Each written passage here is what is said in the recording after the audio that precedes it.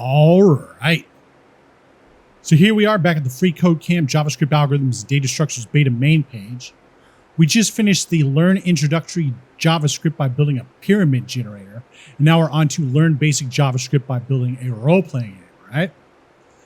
So just like the last one, JavaScript is a powerful scripting language that we can use to make web pages interactive. It's one of the core technologies of the web along with HTML and CSS. All modern browsers support JavaScript. In this practice project, we're going to learn fundamental programming concepts in JavaScript. What? In this project? Okay, in JavaScript by coding our own role-playing game. We'll learn how to work with arrays, strings, objects, functions, loops, if-else statements, and more. All right. So let's start with one. We can see it's going to be a text-based RPG. And we're going to have like a go to store. We can buy weapon, buy health, go back to town, go to the cave. We can fight a slime, fight a fanged beast, go to town square. And we can also fight the dragon, attack it, dodge it, run from it, and all kinds of other stuff. So let's start coding. All right, so now we're on to step one. So JavaScript is a powerful language which allows us to build websites that are interactive. For all remaining projects in this is a note, by the way, for this curriculum, we're going to need a basic level of knowledge in HTML and CSS. If you're new to HTML and CSS, please go through the responsive web design certification, all right? So this thing over here, I've got video support for each and every one of these. So if you want to do, if you're needing to see a little hint or something like that, like on 12 here, all you got to do is make sure you come right to the right of this arrow here, highlight Learn HTML by building a cat photo app, come to Google, drop it off like this, go to step 12, and you can see I'm right here. You can go to see Code Camp State if you want. It's just music playing and him pointing and whatever. But if you want like me telling you about it, you can go to this one or the updated one here, right? So there's that. Let's get back to it. So to get started, we're going to create our standard HTML boilerplate with a doc type, HTML head and body. Then we're going to add a meta tag for the char set. We'll add a title element and use the text RPG dragon repeller for it. And then we're going to include a link tag for our style sheet to link the styles.css file. And then finally, we'll create a div element with ID set to game within the body. All right. So let's start off with the doc type. We'll do the opening tag. We'll have the capital doc type like this. And then actually in front of that, let's make sure to put an exclamation point. And then after doc type, we'll say HTML like that. Close it off. And then we're going to do the HTML tag, HTML like this. Close HTML. All right. Inside of here, we're going to have the head and the body. So we'll have head, close head. Then we'll do body and close body. All right. And so after that, we're going to have a meta tag and a title tag as well, and a link tag. So inside of the head, we're going to do a meta tag. Then we'll have a title element, title, close title. And then we'll also have the link. All right. And so inside of this HTML opening tag, we're going to say lang equals in like this. In the first meta, in the top meta, we're going to say char set equals UTF-8 like that. Then for the title, we're going to put RPG hyphen dragon repeller. All right. For the link, what we're going to do is we're going to have the we're going to have the rel for relationship equal style sheet. All right. So it knows it's a style sheet. And we're also going to have the href, the hypertext reference equal styles.css like that. And then after that stuff, we're going to create the div inside of this body. We'll do an opening div tag, close div. And inside the opening tag, we're going to say ID equals game like that, right? So let's cross our fingers. So hope we got this right. Check it, looks good, and submit it. All right, now we're on to step 2. So now we can start writing our JavaScript. We'll begin by creating a script element, and this element is used to load JavaScript into our HTML file. So we'll have an opening and closing script tag, and then we'll put the JavaScript inside of there. All right, so let's do opening script, close script, and that should take care of it for now. Let's just drop it down to the next line. Check the code, looks good, and submit it. All right, now we're on to step 3. So one of the most powerful tools is our developer console. Depending on our browser, this might be opened by pressing F12 or Control-Shift-I. On Mac, we can press Option, whatever this is, and C and select console. And we can also click the console button above the preview window to see the built-in console. So here's the built-in console right here. And if we press F12, we can see this right here. This is in the iPhone Pro Max, iPhone 14 Pro Max aspect right now. We can do it like this, or put it on its side like that. And we can also, I don't really know how to get it back to the normal way.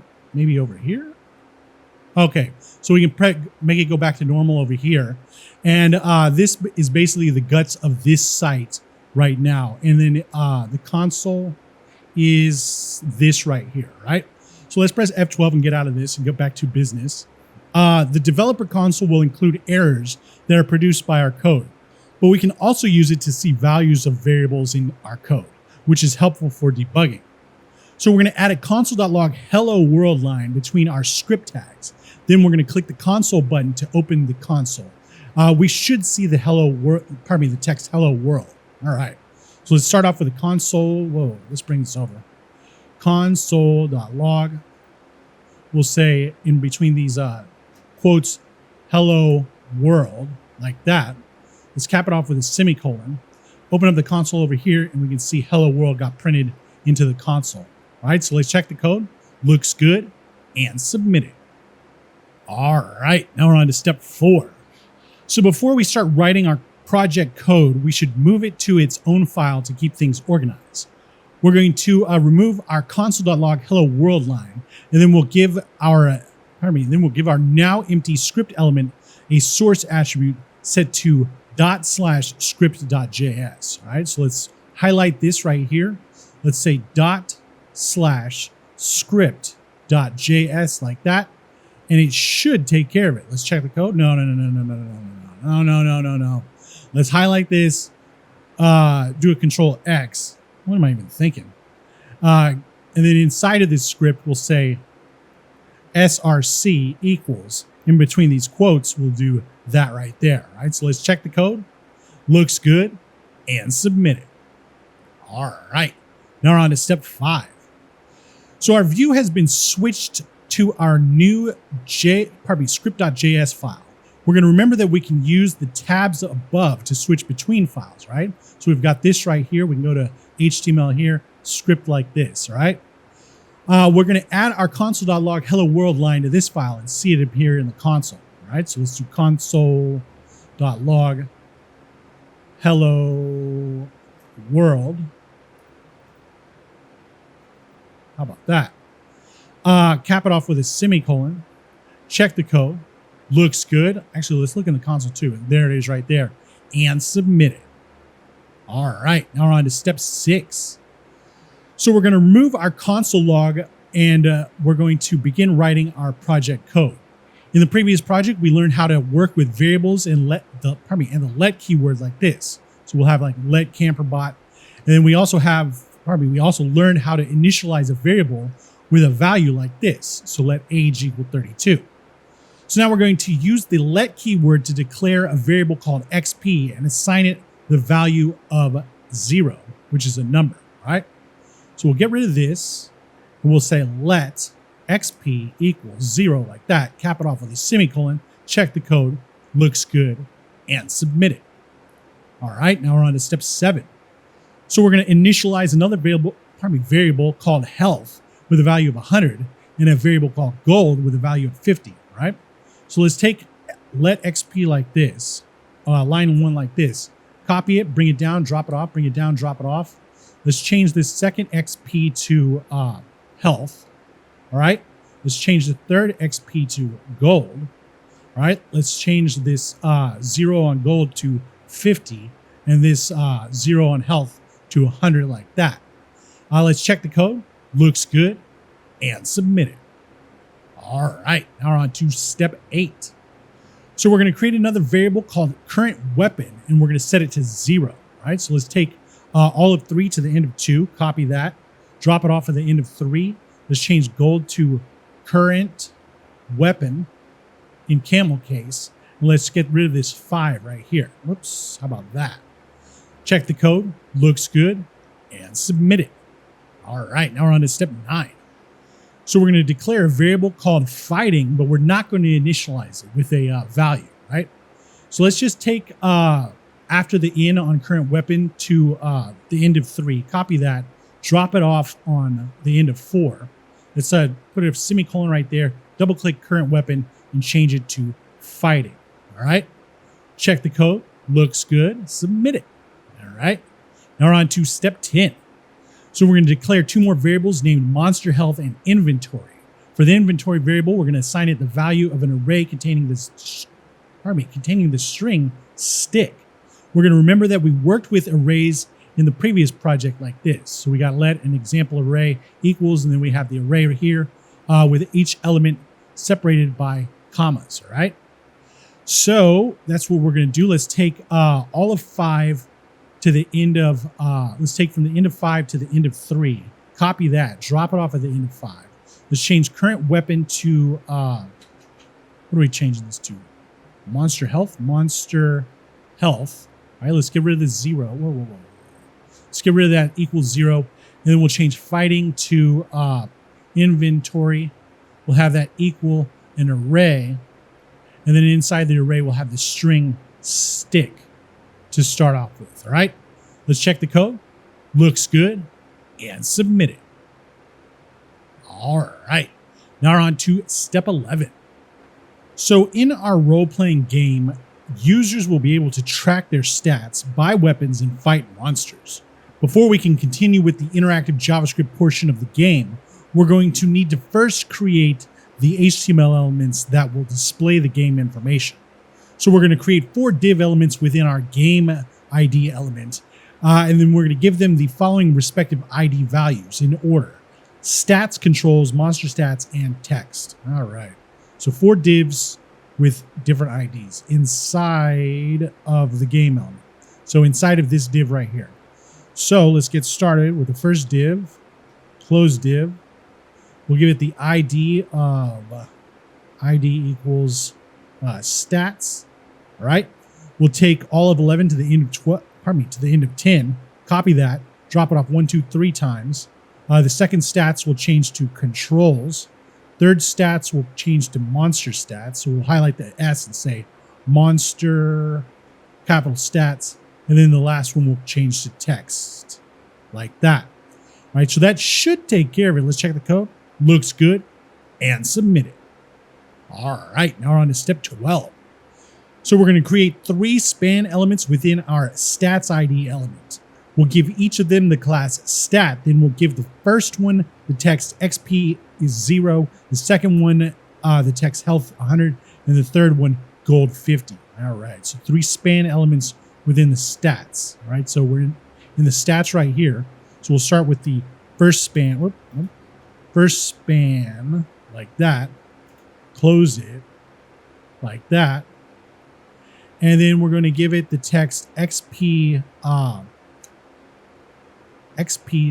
colon 0, right? So XP colon 0 like that.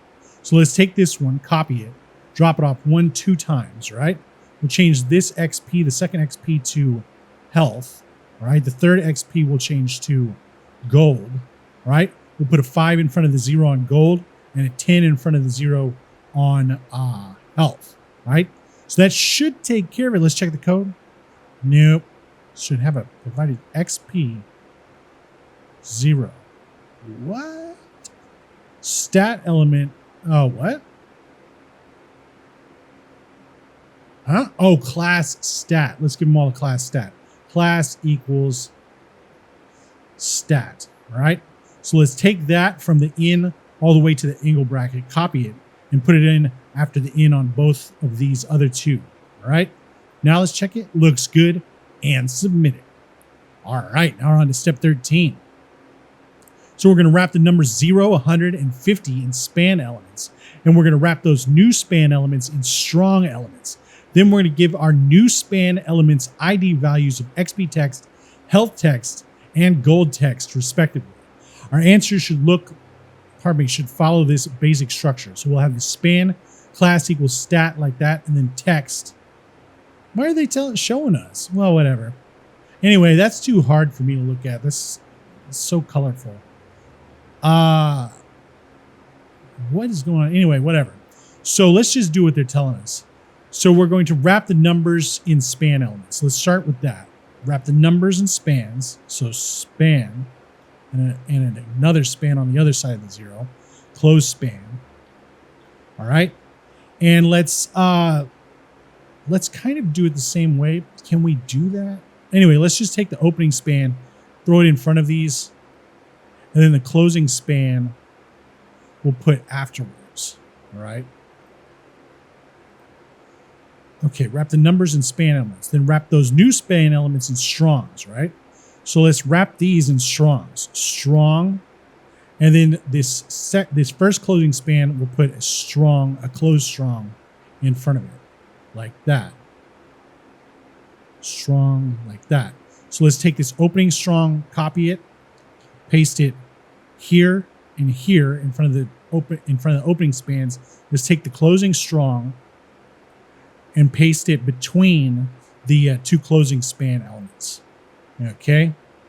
Then we're going to give our new span elements ID values of XP text. Okay, so let's do the span elements. Okay, so let's put them in the new span elements, the opening. Let's put ID equals.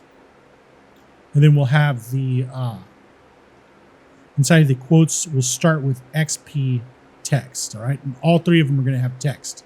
So let's get from the in all the way to the angle bracket, copy that, and put them in right after the ins on these spans. Let's change this second XP text to health text, and this third one, let's change to gold text. And hopefully that works. Let's check the code. Looks good, and submit it. All right, so now we're on to step 14. So for our control ID element, we're going to create 3 button elements. The first should have the ID set to button 1 and the text go to store. The second should have the ID set to button 2 and the text go to cave. And the third should have the ID set to button 3 and the text fight dragon. All right, let's do this. For our controls element, 3 button elements. Controls, 3 buttons. All right, so let's start off with the opening button and the closing button. All right. And it's going to have the text of this and IDs as well. All right. So let's put go to store in front of this one, inside of this one. Go to store. All right. And let's give it the ID of button 1. All right. So ID equals button 1 like that. Right. So let's take this all of 17 to the end of 16, copy it, drop it off 2 times on the 17, the end of 17. Let's change this button 1 to button 2, the third one to button 3. Then we'll change this second go to store to go to cave, cave, and the last one will change to fight dragon. Fight dragon. All right. Hopefully that works. Let's check the code. Looks good, and submit it. All right. Now we're on to step 15. So JavaScript interacts with the HTML using the document object model, or the DOM. So the DOM is a tree of objects that represents the HTML. We can access the HTML using the document object, which represents our entire HTML document. So I guess this is basically what they're talking about. This is a document object model right here, right? Let's go back over here. So one method for finding specific elements in our HTML is using the query selector method. The query selector method takes a CSS selector as an argument and returns the first element that matches the selector. For example, to find the H1 element in our HTML, we would write let HTML equal document.query selector, and then we'd have the H1 inside quotes right there. So note that the H1 is a string and matches the CSS selector we would use, right? So this thing right here is going to basically help us access if we had an H1. Like let's say it said, let's say this had like, let's go look. Like, no, not even that. Title. Let's say it had title in it, right?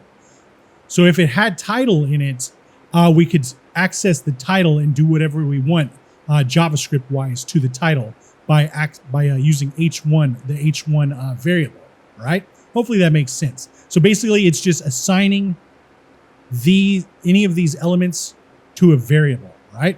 So we're going to create a button1 variable and use query selector to the query selector method to assign it our element with the ID of button1.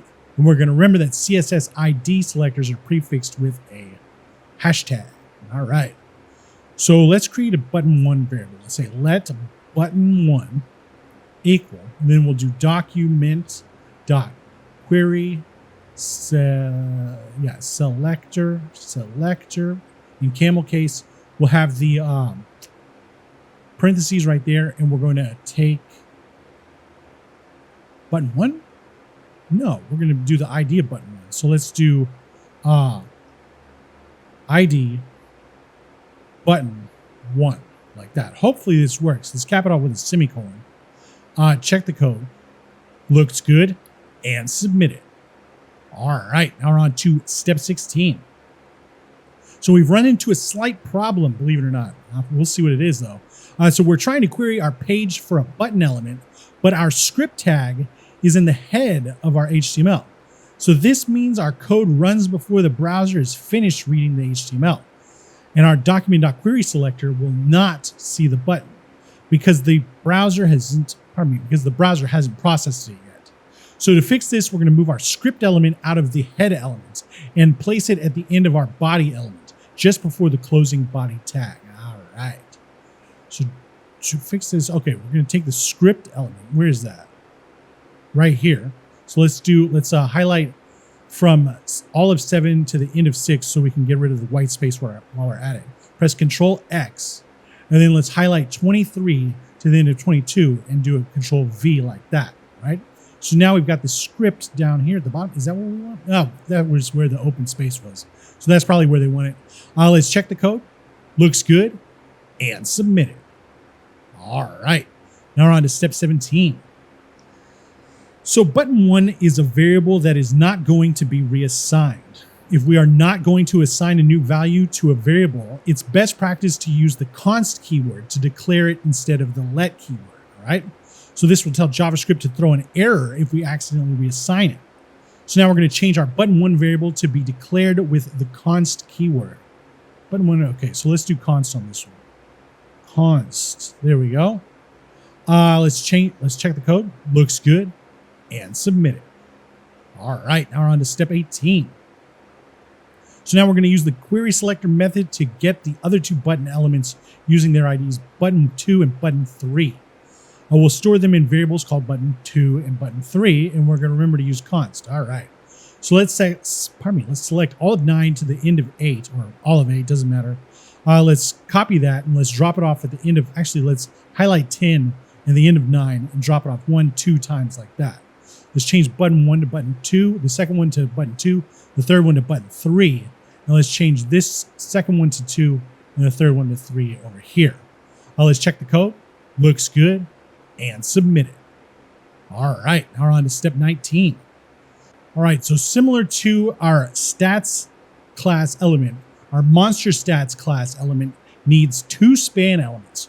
We're going to give them the class stat and give the first element the text monster name with a colon and a space, and the second the text health with a colon and a space.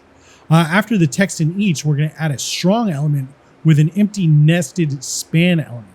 We'll give the first inner span element an ID of monster name, and the second inner span element an ID of monster health. All right. So we're going to give them a class. Okay. So we need 2 span elements, right? So we're going to start off with a span element. Let's bring it over here. Span. close span. All right. And inside here, we're going to give it the class of stats. All right. So class equals stat, just like that. Right. Then we're going to give it the text monster name. Right. So let's say monster name with a colon and space. All right. And after the text in each, we're going to add a strong element with an empty nested span element. All right. Empty nested span element. So let's put the strong first. Strong. Close strong. All right. And inside there, we're going to put a span as well. All right. So span, open span. Close span. Oops. Close span. All right. The first inner span element is going to have an ID of monster name. So we'll give the inner span. Is it this one they're talking about or this one? Okay, this one probably. So let's say ID equals monster name. All right. And that should be the format. So let's take this one, copy it, and drop it down here. Right. So let's change this monster name to health. Is that what it said? Health, all right? Health. And then we're going to give the second inner span an ID of monster health. So monster health here. Let's see if this worked. Check the code. Looks good. And submit it. All right, now we're on to step 20. So we're going to give our text ID element the following text. All right, well, we're not we're going to copy paste this. We're not going to type all that out. Copy, drop it, bring it over one, bring it over. Actually, let's bring it over all the way over. All right, drop it off. That should be good enough. Let's check the code. Looks good and submit it. All right, now we're on to step 21. So now we need some quick styling. We're going to start by giving the body a background color set to this right here, right? So we're on the styles.css page right now, and we're going to do body like this. We're going to have the curly braces, and inside here we'll do background hyphen color is now going to be hashtag 0A0A23 like this, right? So it's a free code camp purple right there. So let's check the code. Looks good. And submit it. All right. Now we're on to step 22. So we're going to give the text ID element a background color of free code camp purple, a color of white, and 10 pixels of padding on all sides. All right. So we'll do the hashtag text for the ID selector. Then we're going to have the curly braces. We'll do background hyphen color is now going to be this right here, which could have just taken this whole thing, but whatever. And then we're going to say color. So the text color is going to be hashtag 1, 2, 3, 4, 5, 6 Fs. Then we're going to have the, and it's black on mine because I've got this screen darkener going on right now, but it should be white on yours.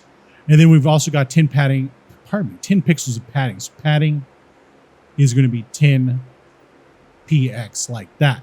All right. So now we've got this going on over here. Let's check the code. Looks good and submit it. All right. Now we're on to step 23. So we're going to give our game ID our game ID a maximum width of 500 pixels and a maximum height of 400 pixels. Then we're going to set the background color to white and the color to white as well, the text color to white as well. So then we'll use margins to center it by setting the top margin to 30 pixels, bottom margin to 0 pixels, and left and right to auto, right? And then finally, we're going to give it 10 pixels of padding on all 4 sides. All right.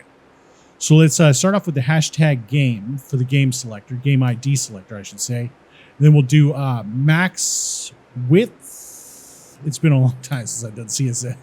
500 px, and then we'll do max height of 400 px. Hopefully that's right. We'll do background color of all those Fs. So we'll just take this, copy it, and then we'll drop it off right here. We'll change this to 1, 2, 3, 4, 5, 6 Fs. Then we're going to do the margins, right? So I forgot how to do margins. So let's go over here to CSS margin, like that. We'll come over to the W3 schools. I think W3 schools is better than MDM for the CSS documentation. All right, so when we want 3 going on here, let's look at the shorthand. Here's for 4, here's for 3. Okay, so top, right and left is in the middle, and the bottom's at the bottom, right? So that's how we'll do it. So we'll say margin is going to be 30px. Then we'll do auto. Is that how we do it? Okay, no. And spaces in between. 30px auto. And then we'll also have 0px. Like that. Hopefully that works. Let's go to the next one. And we're going to make the padding 10px on all 4 sides. So we'll just say padding 10px. All right. So now it looks like this. This should be a white little box on your screen. It's totally dark black on mine, but whatever. Let's check the code. Oh my goodness. Oh, color. Where did it say color? And the color of that. So let's just take background color right here. Copy it. Ooh. Copy it and then drop it off. Let's get rid of background and the hyphen like this. All right. And that should take care of it. All right. There we go. And submit it. All right. Now we're on to step 24. So using a selector list, something like this, we're going to give both our, let's get rid of this. We're going to give both our controls ID and stats ID elements a border of 1 pixel solid with free code camp purple, a free code camp purple text color, and 5 pixels of padding. All right. So let's do it just like they say right there. Let's go. Hashtag controls, comma, hashtag stats. All right. Then let's do the selector, and we'll have the border of 1px solid with free code camp purple. So let's just take this. Let's get the semicolon while we're at it. Drop it off right there. And then we're going to have a text color. So color of free code camp purple. Let's drop that off. And then we'll have 5 pixels of padding. So padding is going to be 5px. What's going on? Why don't you like this? Maybe we'll get rid of the, what are these things called? The parentheses. Hopefully that works.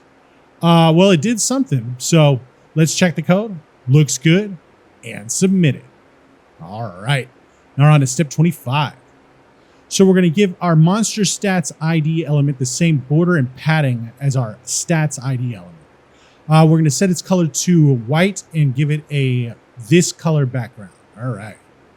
So let's do that. Let's have hashtag monster stats is going to have, let's do the selector. We're going to have border and padding. Actually, let's take them both. Border and padding is in stats. Stats. This one? It's got to be. All right, so let's take border and padding right here. So all of 23 to the end of 21. Copy that. Highlight 28 to the end of 27. Drop it off. All right. And we're going to set its color to this. We could have taken color, but whatever. We'll set color to hashtag 1, 2, 3, 4, 5, 6 Fs. And we're going to do background hyphen color of hashtag C7O node, like that. All right, so now we got this red color going on over there. So let's check the code. Looks good, and submit it. All right, now we're on to step 26. So for now, we're going to hide our monster stats element with the display property, and we're not going to change any other styling. So we'll do display none. All right. So display none semicolon, and there it is. It's gone. Let's check the code. Looks good. And submit it. All right, now we're on to step 27. So next we're going to give our stat class element a padding right of 10 pixels, all right? So we'll do dot stat.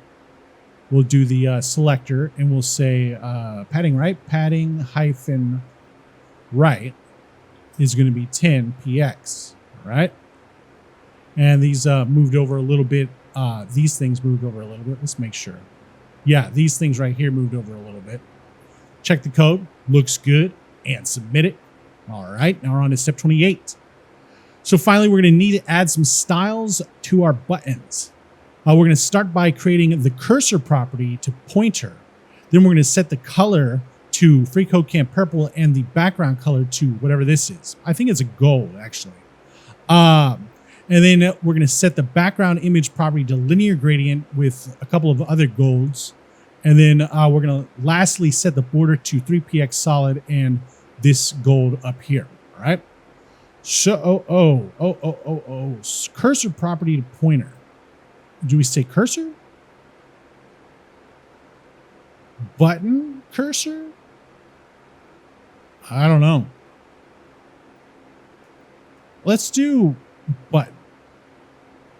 Let's do button. Let's do the button selector. How about that? Cursor pointer. Maybe. Let's see.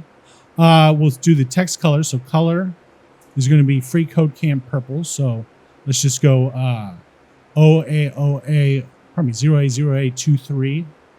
All right. Background color, background hyphen color is going to be hashtag FEAC32. All right, so it is that gold. Then we're going to set background image, background. I didn't do that. Background hyphen image is now going to be linear gradient. And then inside here, we're going to do FECC4C, comma. And then we'll do hashtag FFAC33. All right. Hopefully that's good. We're going to have to, we'll see if it works. So border is now going to be 3px solid. And then we'll use this right here as well. So let's just take all this along with the semicolon, drop it off like that. So here's the buttons. They look like what the example looked like, sort of, I guess. Let's check the code. Looks good. All right, and submit it. All right, now we're on step 29. So just like we did with the buttons, we're going to create variables for the following IDs and use query selector to give them the element as the value, right? So all these right here. And then we're going to remember to declare these with the const keyword and name the variables to match the IDs. All right. So we got 1, 2, 3, 4, 5, 6, and they just happen to give us 3 right here that we can just copy all the way up to 8. So from all of 11 to 8, and then paste 1, 2 times, right?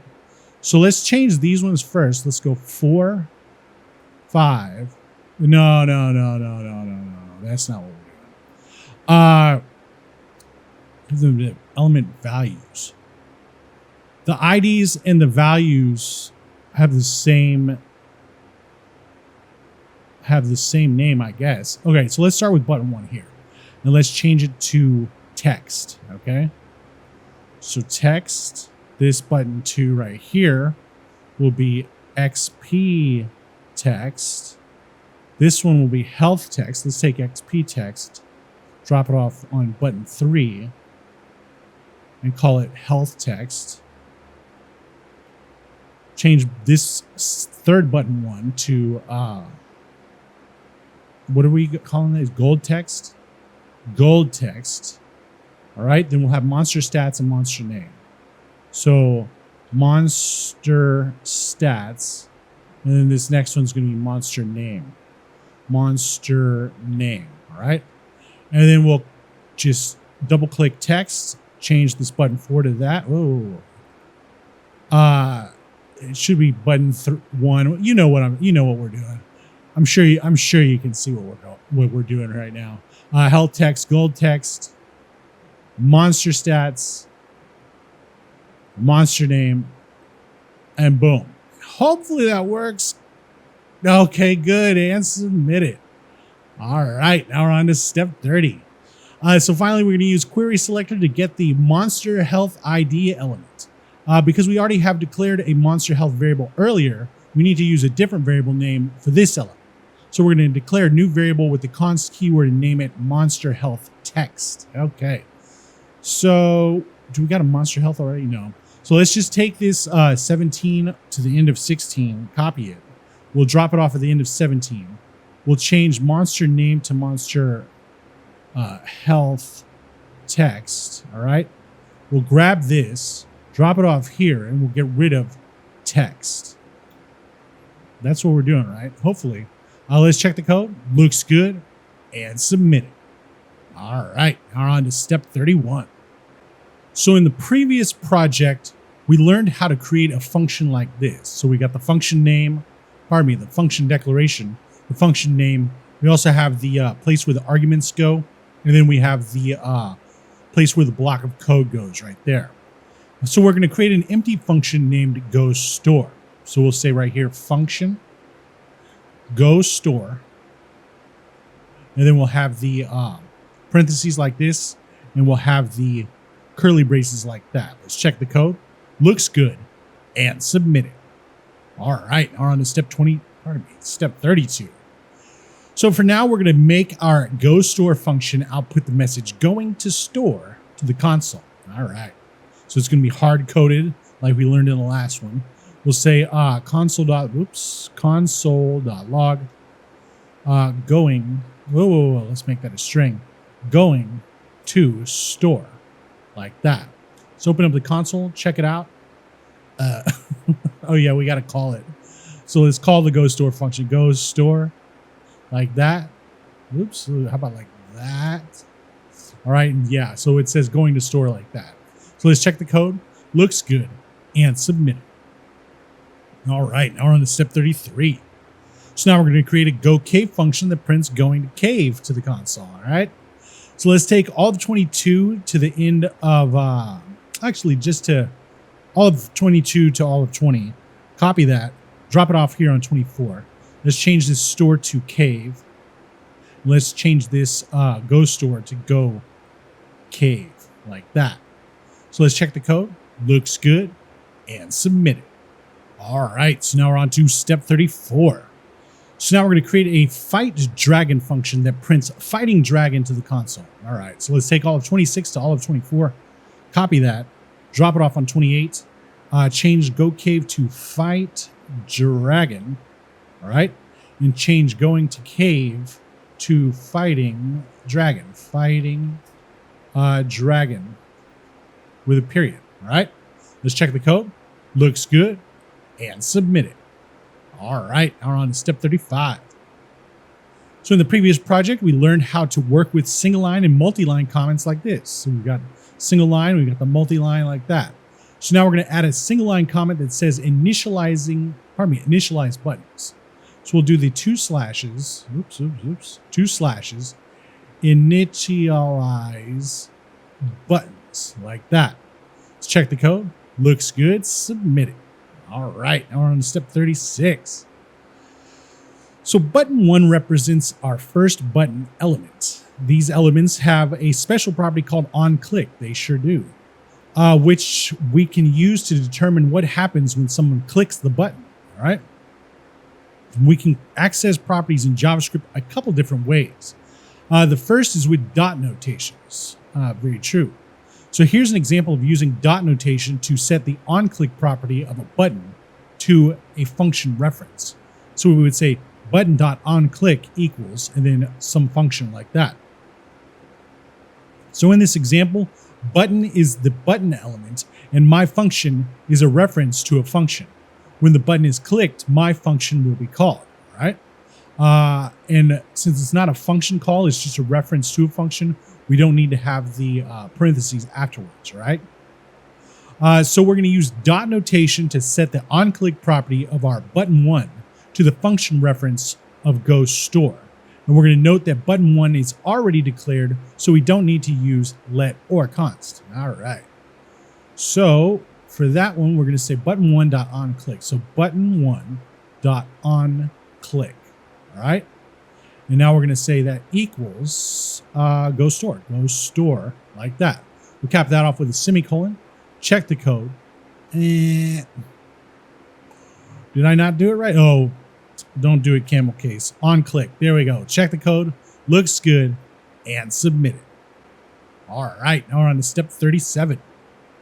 So using the same syntax, we're going to set the on-click properties of button 2 and button 3 to go cave and fight dragon respectively. All right. If you don't know what that means, it just means in order. So once we have done that, we're going to open our console and try clicking the buttons on the project. All right. So let's take all of 21 to the end of 20, copy that, drop it off. Actually, let's highlight 22 and the end of 21, drop it off 2 times like that. We'll change button 1, the second button 1 to 2, the third one to 3. All right. We'll change the second Go Store to Go Cave. All right. And then the third Go Store will change to Fight a Dragon.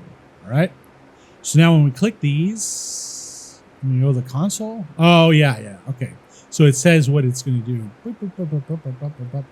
We haven't actually done anything, but this is good enough for now. So let's check the code. Looks good. And submit it.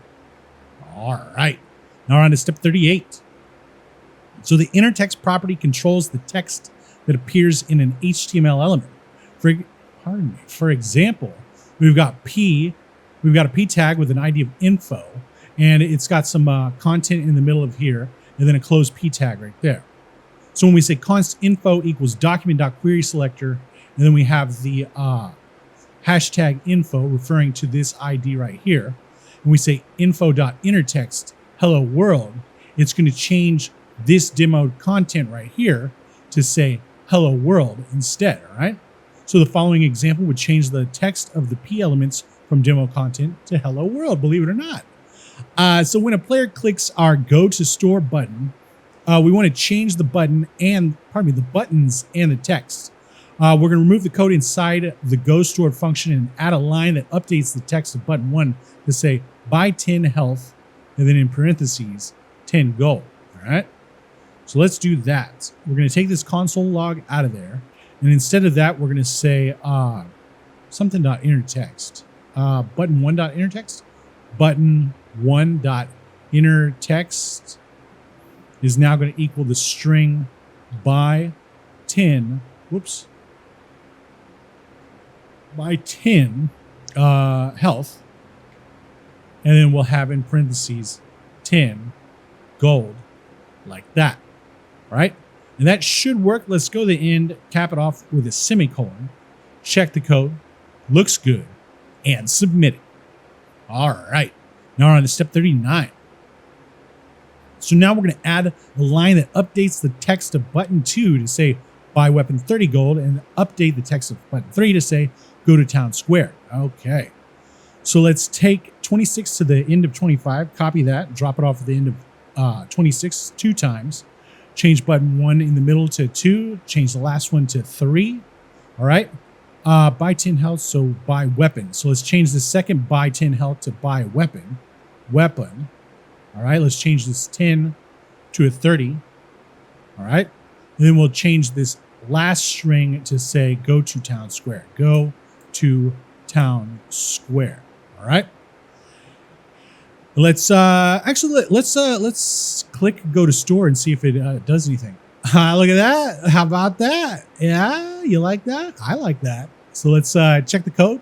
Looks good. And submit it. All right. Now we're on to step 40. So we will also need to update the functions that run when the buttons are clicked again. Very true. All right.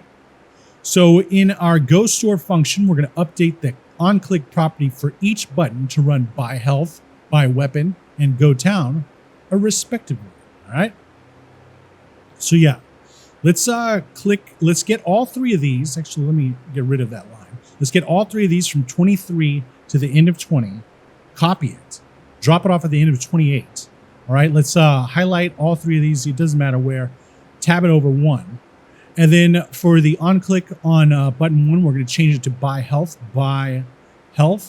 which I don't think we've done yet. Yeah, we haven't done that yet, but these are references to stuff we're going to do. So buy weapon, and then the last one's going to be go town, all right? So go town, thusly, right? So let's check the code. Looks good, and submit it. All right, now on to step 41. So now we need to modify our display text. We're going to change the inner text property of the text. Yeah, to be you enter the store. The inner text, the inner text property of the text. Text what? Is that a button? Well, whatever. All right, so let's put text.innertext, text.innertext now equals you enter the store, period. All right, so let's check it over here. That didn't do anything. Text.innertext. Oh, looks good. And submit it. All right, now we're on to step 42. So now we're going to create 3 new empty functions called buy health, buy weapon, and go town. All right. So let's just take one of these. Let's take this one right here from 41 to 39. Let's copy that. Let's drop it off one time. Let's change fight dragon to buy health. Let's get rid of fighting dragon, like that. And then let's take this from 45 up to the end of 41. Copy it. That way we'll have this space in between. And then paste it 2 times at the end of 45. 1, 2. We'll change this second buy health to buy weapon. Buy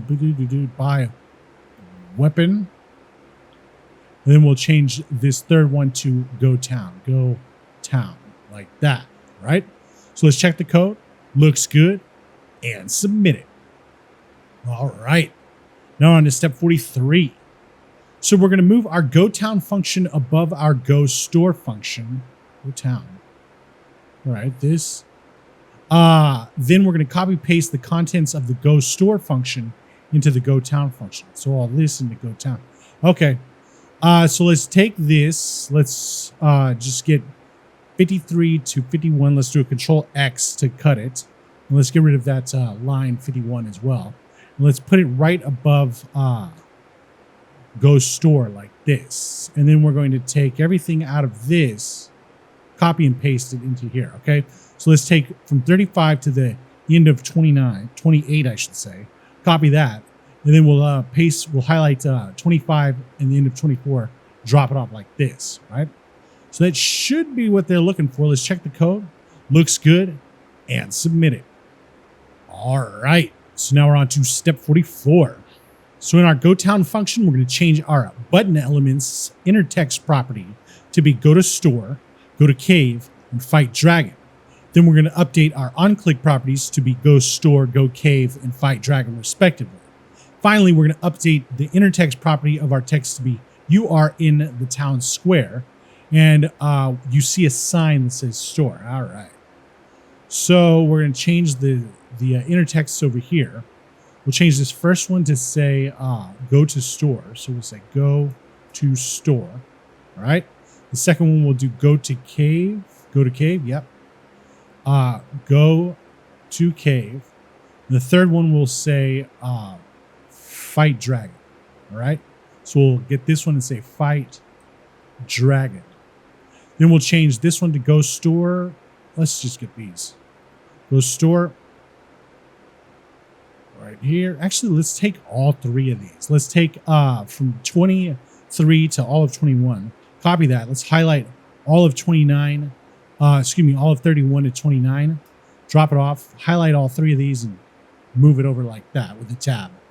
And then we're going to change the inner text. We are in the town square. Okay.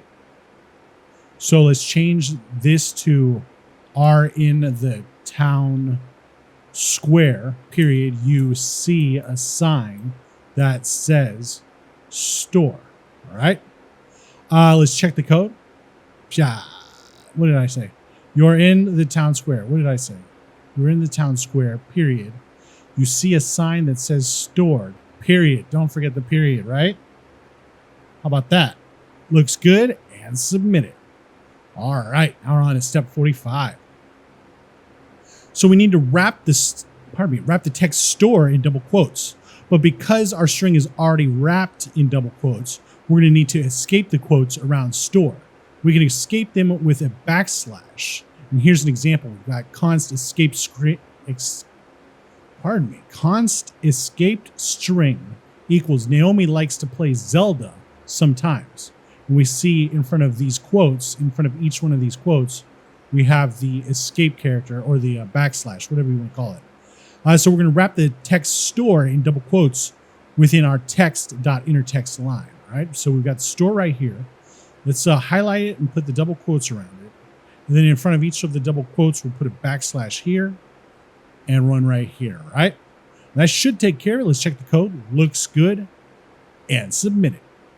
All right. Now we're on to step 46. So we have repetition in the go town and go store functions. We sure do. We absolutely do. Repetition in our code is a sign that we need another function. In the previous project, we learned how to work with function parameters like this. So we have like the function declaration, the function name. We have the parameter inside of the parentheses. And then for the code block, we've got a console.log that's printing whatever parameter, whatever argument is passed in using the parameter as the variable name, let's say, right? Or the variable placeholder, whatever, you got it. So function parameters act as placeholders for values that we pass to the function when we call it. So we're going to create an empty update function that takes a parameter called location, right? It's going to start to get a little bit confusing here, but we'll get through it. So we're going to create an empty update function. So function update, all right? Update. We'll have location as the parameter, and then we'll just have it open like this for now. So let's check the code. Looks good, and submit it. All right, now on to step 47. So in our role-playing game, we will be able to visit different locations like the store, the cave, and the town square.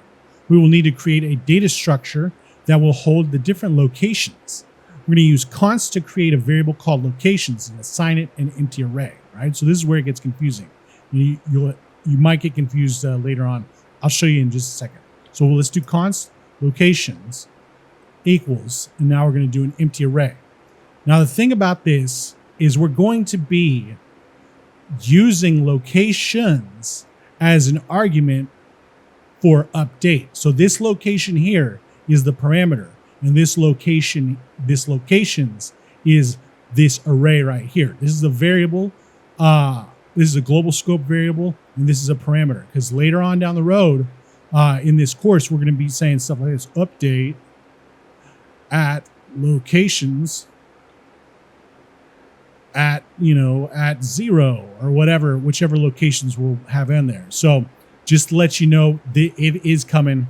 That stuff is coming. I've got a bunch of comments saying which one's which, what's going on. All right. So now we're now you kind of got a heads up. So let's check the code. Looks good, and submit it. All right. Now we're on to step 48. So before we can begin to build out our locations array, first we're going to need to We will first need to learn about objects. Pardon me. So objects are an important data type in JavaScript. The next few steps will be dedicated to learning about them, so we will better understand how to apply them in our project, right? Yeah, objects is very important and very useful. So objects are non-primitive data types that store key value pairs. Non-primitive data types are mutable data types that are not undefined, null, Boolean, number, string, or symbol, right? Just like the array, but it's a different kind of data type, right? So mutable means that the data can be changed after it's created. So here's the basic syntax for an object. We've got the curly braces right here. We're going to go to the next line down. We're going to have the key here, and we're going to have the value here. And the key happens to also be the name of this whole setup, which this thing's called a property, all right? We'll get into that later as well. So we will learn about keys and values in the next few steps. But for now, we're going to create a const variable called cat and assign it an empty object. Below the cat variable, we're going to add a console.log cat statement to see the object in the console, all right? So yeah, let's do that real quick. We'll say const cat equals, and then we'll have the curly braces. We'll have this, we'll have it capped off with a semicolon, and then we'll bring this down like that, all right? So let's open up the console after we do and then do a console.log cat like that. And you can see we've got the empty object right there. So let's check the code. Looks good. And submit it. All right. Now on to step 49. So objects are similar to arrays, except that instead of using indexes to access and modify the data, we access the data in objects through properties. So properties consist of a key and a value. The key is the name of the property, and the value is the data stored in the property, all right? Just like I said on the last one. So here's an example of an object with a single property. So we've got const, and then we've got the declaration const, and then we've got the object name object equals. We have the object right here within these curly braces. We have the key here. The value is Quincy Larson, and this whole thing is the property, and the property name is the same as the key, okay? So inside our cat object, we're going to add a new property. The key should be the name, and the value should be the string whiskers, all right? Pardon me, the key should be name, all right? We're going to open up the console to see the updates to our project, all right? So let's do that. We're going to have the key of name. Whoa, let's bring it over one. Name. We'll have the colon, and then we'll have the string whiskers, like that. Let's open up the console. See, and this is what an object looks like right here. So we can access this. We'll get into how to access it in just a little bit. All right, so let's check the code. Looks good. And submit it. All right. Now on to step 50. So if the property name or key of an object has a space in it, we will need to use single or double quotes around the name. So here's an example of an object with a property name that has a space. So we've got the const, the declaration again. We've got the name of it. We've got the equals. We've got the two curly braces signifying that this is an object. And then we've got the key right here, the colon, and the value right here. And we also cap it off with a, we can cap it off with a comma because these are separated by commas, just like with arrays, how they're separated by commas, same thing here, right? All right, so as we can see, this has two words in it, so there's going to be a space in between it. So if we try to write a key without the quotes, it would throw an error. So if we did this without that, there'd be an error over here in the console, right? So now we're going to add a new property with a key of number of legs and a value of 4 to the cat object. We'll open up the console to see the output. Do we already got the console? Okay, cool. So yeah, let's do that right here, right? So after this comma, we're going to come down one line and we're going to say number. Whoa, we're going to have number space of space legs, all right? And then we'll have, and then we'll have colon, the number 4, right? So since it's not a string, we can just keep the 4 like this. And let's do what they did, and let's just cap it off with a comma just in case, right? So we can see it's got number of legs. Let's see what happens when we don't have this. How about that? Yeah. What's going on? Unexpected token. Expect a comma. Yeah, well, that's not what it needs. And look, this is like a, what is that? Like a declaration or something? I don't know. I don't know what it means when it's a cap, because whenever it's a capital, whenever it starts with a capital letter, it usually goes green. And this is like an of, kind of like a declaration. And this is legs, kind of like a variable, right? So let's just wrap this thing back up with these quotes. How about that? Check the code. Looks good. And submit it.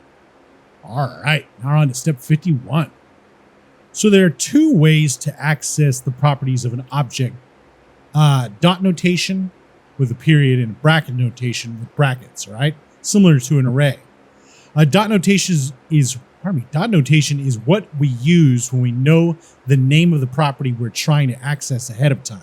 So we would do something like object.property, right? So here's a sample of using dot notation to read the name property of the developer object. So we would have developer, we would have the developer object right here, and we have this name property right here. So when we want to read it, when we want to print it in the console, we would do developer.name. So developer, the name of the object dot name, like that. So we're going to update our console statement to access the name property of the cat using dot notation. We'll open up the console and see the name of Whiskers logged to the console. All right. So, what was it called? Cat.name. All right. So that's what we'll do right now. We'll say cat right here. Let's open the console while we're at it. So we've got this going on right now. We'll say cat dot name like that. And we can see it's accessing Whiskers, right? So it's going cat dot name equals Whiskers. All right. So that's how that goes. Let's do, well, we're going to probably do bracket notation next. Let's check the code. Looks good. And submit it. All right. Now we're on step 52. So the second way to access the properties of an object is bracket notation. All right. So if the property of the object we're trying to access has a space in its name, we're going to need to use bracket notation. So we would do the object name with the brackets, and then we would have the string of the property name, right? So here's a sample of using bracket notations to read, bracket notation to read an object's property. So we'd have the const space obj, and then we've got, what is that? The curly braces, and then we've got the, what is this? The property name or the key, which is space name, and we've also got Kirk as the value. And then when we say object brackets space name inside of the string, we'll get Kirk, all right? So we'll update our console statement to use bracket notation to access the property number of legs of the cat object. And then we'll open up the console to see the output, all right? So let's get this name right here. Let's wrap it up in brackets. Let's put some quotes around it, and let's change it from name to number of legs, like that. Let's open up the console. Come on. Oh yeah, get rid of the dot. Don't forget that. So now it says 4 right there because we've got cat bracket notation number of legs is going to equal 4. All right. So let's check the code. Looks good, and submit it. All right. Now we're on to step 53. So later on in the curriculum, we're going to dive deeper into objects. But for now, it's time to apply what we've learned to our role-playing game. All right. We'll start by deleting our cat object and the console statement. Okay. So all that disappears. Let's check the code. Yay! Well, that was the last one I did. I'm done. All right. We'll see you next time. No, I'm kidding. And submit it. All right. So now we're on to step 54. So our locations array will hold different locations like the store, the cave, and the town square. Each location will be represented as an object. So inside our locations array, we're going to add an object in, and inside that object, we'll add a key called name with the value of town square. And we'll remember the following syntax. We've got the, the curly braces, and then we're going to drop it down one and put the key right here, colon, value with a space, value with a space like that. And this is the property, and that's how that goes. All right, cool. So right here, what we're going to do is we'll start with, what are we doing? We're going to add an object. Okay, so right here, we'll add the object like this. We'll drop this down, and we'll say, what is it? Name. Name is going to be town, lowercase, town square. All right. And so let's cap that off with a comma, not a period, a comma. Check the code.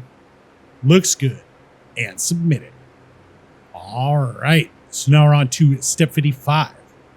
So just like array values, object properties are separated by a comma, right? That's why we did that, right? We're going to add a comma after our name property and add a button text property with the value of an empty array.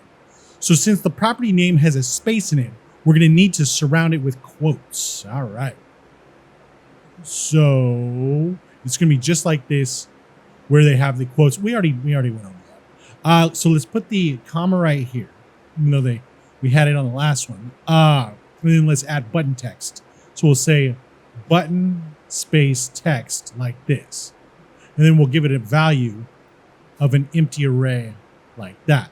So the values of objects, they can be pretty much any data type, even complex ones or non-primitive, whatever we called it, like arrays. We can even have other objects inside of these things. So it can get pretty deep, pretty fast. So let's check the code. Looks good. And submit it. All right. Now we're on to step 56. So we're going to give our empty button text array 3 string elements. Now we're going to use the 3 strings being assigned to the button inner text properties in the goTown function. We'll remember that array values are separated by commas. So the 3 strings in goTown. So let's go find goTown. So these 3 strings right here. Okay. So let's highlight this, highlight it, hold down Alt, highlight go to cave, keep Alt held down, and then highlight fight dragon like this. So we can collect all 3 of those specifically, right? Now let's put them inside of this thing right here, all right? Now at the end of go to store, let's press delete, comma, space, end, delete, comma, space, all right? And so now that should be what they're looking for. Let's check the code. Looks good. And submit it. All right. Now we're on to step 57. So we're going to create another property in our object called button functions. We're going to give this property an array containing the 3 functions, assigned to the onClick properties in the goTown function. We'll remember that these functions are variables, not strings, and should not be wrapped in quotes. Very true. All right. So let's set up the the format of this real quick. Let's put the let's get rid of that. No. There we go. And now let's do, what are we doing? Give this property an array containing button functions. Okay, so let's do quotes button functions. All right, we're going to do another empty array. Whoa. Outside of the quotes, we'll do another empty array. And inside that, we're going to do the onClick properties of the goTown function. Give this property an array containing the 3 onClick properties. So these or these, the properties. These, let's try these. All right, so let's hold down Alt after we highlight go store, highlight go cave. Highlight fight dragon. Is that correct? Are these the properties? I don't remember. Anyway, so let's just drop it off like this. At the end of go store, let's press end, comma, space, delete. Whoa, delete. End, comma. There we go. Space, delete, all right? And hopefully this works. Let's check the code. All right, looks good. And submit it. All right. Now we're on to step 58. So we're going to add one final property to the object named text. We're going to give this property the same string value as the one assigned to text.innerText in the goTown function. All right. So let's put a comma here. We'll call it text like that. We don't need any quotes. Colon. And the same string value as the text.innerText. So let's have the string like that. Actually, we would probably just copy it. So yeah, goTown? Yes. All right, so let's just take this, the you are in the town square, copy that, and then drop it off right here. And that should take care of it. Let's check the code. Looks good. And submit it. All right. Now we're on to step 59. So now we're going to add a second object to our locations array. Remember the S in this one, right? We're going to remember to separate them with a comma. Following the pattern we used in the first object, we'll create the same properties, but use the values from the goStore function, and we'll set the name property to store. All right. So yeah, since this is an array, and this is the first element of the array, let's just separate this from the next one with a comma. all right? And then let's select everything before the comma on 25 all the way up to the end of 19. Copy that. Drop it off right after 25 like this. And then let's do all the stuff that's in the go store function, all right? So let's call it go store. Oh, store. The property name is going to be store. All right, so let's change this to store first. Store, all right? Let's come down here, go store right here. Let's select all three of these. We're holding down Alt, remember, so we can specifically get these. Then 1, 2, 3. Got it. Copy. Come up here. Highlight these. Paste. All right. At the end of this one, we'll do a comma, delete, space, end, comma, delete, space. All right. Now let's do the same thing with the properties. All right. And actually, we can just double click these. So double click that one, double click that one, double click that one, all while holding down Alt. All right. And let's copy that. Let's highlight all three of these, drop it off. At the end of by health, we'll say comma, comma, delete, space, end, comma, delete, space, right? And I guess I deleted the bracket. Boom, just like that. No. What's going on with this? We enter the store. Hold on. What's going on here? Oh, must have took that one while I was at it. All right. Comma. That's not comma. Comma, delete, space, end, comma, space, delete. There we go. It doesn't matter. Either way. All right. So now we've got that. So let's get the words. You enter the store. Yoink. All right. Get this. Highlight it. Drop it off. And that should take care of business. Let's check the code. Looks good. And submit it. All right. Now we're on to step 60. So now we can consolidate some of our code. We're going to start by copying the code from inside the goTown function and paste it into our update function. Okay. Then we'll remove all the code from inside the goTown and goStore functions. So we're going to start by copying the code from inside goTown. So copy this from all of 50 to the end of 43. Copy that. All right. And paste it into our update function. So right here, let's highlight 40 and the end of 39, drop it like this. And then we'll remove all the code from inside goTown and goStore. All right, so let's get all this. Let's get it from 56 to all of 50 and delete it. That way we still have the line in there, the blank line. Same with this one, all of 60, all of 54. All right, boom. And that should take care of it. Let's check the code. Looks good. And submit it. All right. Now we're on to step 61. So instead of assigning the inner text and on-click properties to specific strings and functions, the update function will use data from the location that is passed into it. So first, that data needs to be passed. Inside the goTown function, we're going to call the update function. And here's an example of calling a function named myFunction, right? So it's just the name of the function with the parentheses. We already know this from the last course, all right? So let's do that. We're going to call the update function inside of this. So we'll say update like that. Easy as pie. I don't remember if we called functions inside of functions, but that's totally a thing that we can do. We can do all kinds of crazy stuff with computer programming, all right? So let's check the code. Looks good. And submit it. All right, now we're on to step 62. So now it's time to use our update function. We're going to pass in our locations array into the update function call. We pass arguments by including them within the parentheses of the function call. For example, calling my function with an arg argument, okay, would look like this. My functions with arg right here. We know this from the last one, right? So we're going to pass our locations array into the update call, right? So we're going to put the locations right here. Locations, all right? So remember, this locations is this locations right here. while this location is something completely different. This is the parameter, which we're not even using in here yet, but we will soon enough. And this is the global variable that equals the array that has these what are they called? Objects inside of it, right? Just to remind you, right? So let's check the code. Looks good, and submit it.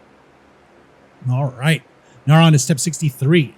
So the locations array contains two locations, the town square and the store. Currently, we're passing that entire array into the update function. So we want to pass in only the first element of the locations array by adding a 0 into brackets at the end of the variable, right? So for example, my function with the argument of arg at 0, right? So this is called bracket notation. Values in an array are accessed by index. Indices are numerical values and start at 0. This is called zero-based indexing. And arg at 0 would be the first element in the arg array. All right. So yeah, we learned about arrays in the last one, so we know what's going on. This is literally, before that one came around, this was literally the extent of that explanation. All right. So let's do that. So we're going to do function. We're going to do locations at 0. So let's do the bracket 0 thusly. That easy. So it's targeting this whole what's it called? This whole object right here, right? So let's check the code. Looks good, and submit it. All right, now we're on to step 64. So now our update function needs to use the argument we pass into it, right? So we're going to update the function, inside the update function, we're going to change the value of the button1.innerText assignment to be locations at button text, all right? That way we use let me see what we're saying. That way we use bracket notation to get the button text property of the location object passed into the function. Okay. So we're going to change the value of the button1.innerText assignment to locations at button text. Locations at button text. It can't be like that. Locations at button text would give us nothing, right? It has to be locations at 0 at button text, right? Location. Oh, location. At what? Inside the update function. Okay. Oh, location. Yeah, see, it's even confusing me. So location at. All right, let's do location at button text. I literally just went over this in the last one, right? But this location is the parameter, which when we call the update in this one, it's the parameter locations at 0 is going in there. So this is going in there. So it's this object with at the button text property, right? So it's this object at this right here. So it's talking about these right here. Hopefully that makes sense. It's a little confusing, but it is what it is. No, button text. Not that. What? Yeah, it's these. All right. Okay, so we're going to have to access one of these. But anyway, so that's what's going on right now.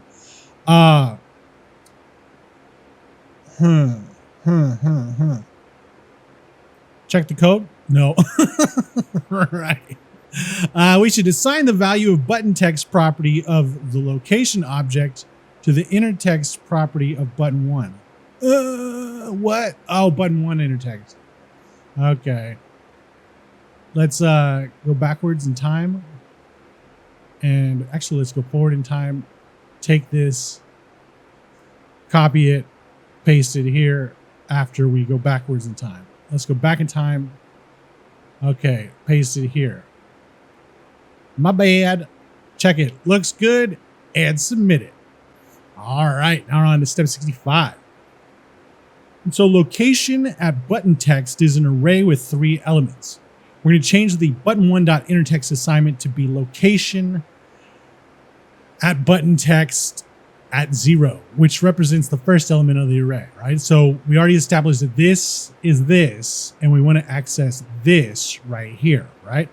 So we're going to have that at 0. At 0. Gets a little confusing, huh? But it works. It should work. It works. All right. And submit it. All right. Now on to step 66. So now the update.button2 intertext and update dot, pardon me. Now we're going to update button2.intertext and button3.intertext to be assigned the second and third values of the button text array respectively. Okay. So yeah, let's take this from before the, what is that thing called? Actually, let's take it everything after the equal sign, right? Copy that. That way we can just, with no thought, highlight the whole rest of this. All right, there we go. And there we go. And let's change this second one to 1. Nope. 1. And this third one to 2. How about that? All right. So that should take care of it. So this is 1. This is 0. This is 1, and this is 2. All right. So now when we let's see. Okay, it doesn't do anything yet. Check the code. Looks good, and submit it. All right, now we're on to step 67. So following the same pattern as we did for the button text, we're going to update the 3 buttons on click assignments to be the first, second, and third values of button functions array. All right. So let's do that. Let's take I don't think all 3 of them is a good idea. Let's take just this first one, copy it on button 1, drop it off on Go Store. Let's change it from button text to button functions. Button functions like that. Let's take that, copy it. Let's replace Go Cave and Fight Dragon. And let's change the second one to 1, and then the third one to 2. All right. And that should take care of it. Let's check the code. Looks good, and submit it. All right. Now we're on to step 58. Pardon me, 68. So finally, we're going to update the text.intertext assignment to equal the text from the location object. All right. However, instead of using bracket notation, we're going to use dot notation. So here's an example of accessing the name property of an object called person. So we've got person.name, all right? So yeah, let's do that. We're going to update text.intertext equal the text from the location object. So it's going to be this right here. So let's get location. Let's copy that. Let's change this to location at, what was it, button text? No, just text. Location at text. Okay, cool. Let's do that. Location at text. All right. So let's check the code. No. Location object. Text. Oh, do we got to, oh, it's dot text. Yeah. Dot text. There we go. Let's check the code. Looks good, and submit it. All right, now on to step 69. So now we're going to update our GoStore function to call the update function. We'll pass the second element of the locations array as our argument. To make sure to make sure our refactoring is correct, we're going to try clicking the first button again, and it should see the same changes to our web page that we saw earlier. All right. So we'll update the GoStore function to call the update function. All right. So we'll say update, and we'll do the locations array like that. Let's see if this works. Check it. Whoa.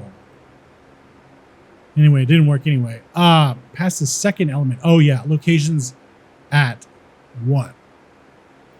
All right, now let's click these. Okay, well at least it started doing this stuff. So we're heading in the right direction. Let's check the code. Looks good, and submit it. All right, now on to step 70. So we're going to create 2 more empty functions named Fight Slime and Fight Beast. These functions will be used in our upcoming cave object. All right, 2 new functions. So let's take this one right here from 71 up to the end of 67. Copy that. Let's highlight, actually, should we do that? Let's do that. Let's highlight 73 to the end of 71, drop it off 2 times, all right? All right, so that preserves the white space in between. So we're going to change the first one to Fight Slime, and the second one will change to Fight Beast, Fight beast. All right. So let's check the code. Looks good. And submit it. All right. Now we're on to step 71. So now we're going to add a third object to the locations array. We'll give it the same properties as the other two objects. We'll set name to cave. We'll set button text to an array with the strings fight slime, fight fanged beast, and go to town square. We'll set the button functions to an array with the variables fight slime, fight beast, and go town. And we'll set the text property to you enter the cave, you see some monsters. All right. So let's do that. We're going to add a third object. So let's just take this from here. Let's take all of 31 up to the end of 25. Copy that. We'll take the comma too. Why not?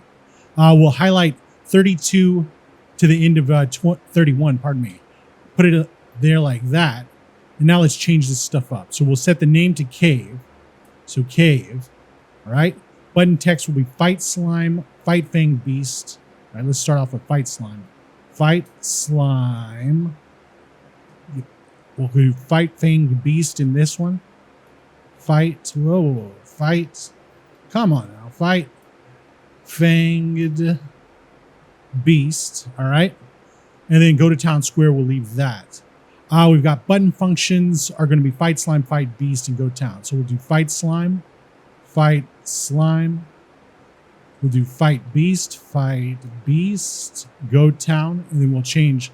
You enter the cave, you see some monsters, right? You enter the, we'll put cave right here, cave, period. You see some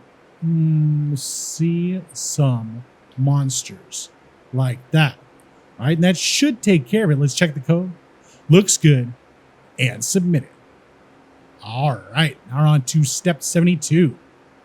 So now we have a cave location object. We're going to update our go cave function to call update and pass that new cave location.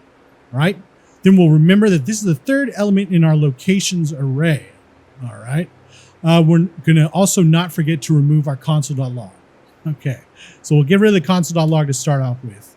And then we're going to update code. We're going to put the update, we'll call update like this, and pass in the new cave location. So it's locations at 2. Locations at 2 because it's the third one, right? And let's cap it off with a semicolon. Check the code. Looks good. And submit it. All right, now on to step 73. So now that our store and cave locations are complete, we can code the actions the player takes at those locations. Inside the buy health function, we'll set gold equal to gold minus 10. And for example, here's how we can set, pardon me. For example, here's how we would set num equal to 5 less than num, right? We would say num equals num minus 5, just like we learned in the last one. Or we could do minus equals, but I don't think they'll accept that. So let's do that. We're going to set gold equal to gold minus 10. Gold, let's try minus equals just in case. Minus equals 10. They probably won't let us pull that one. No. All right. Gold equals gold minus 10. Gold equals gold minus 10. All right. Now let's check it. Looks good and submit it. We know we can do minus equals. So now here's step 74. After the gold is updated, we'll add a line to set health equal to health plus 10. All right. So let's do health equals health plus 10. That's the trouble with updating it in the middle. You have to update not just, anyway, you know what's going on. So let's check this. Looks good and submit it. All right, now we're on to step 75.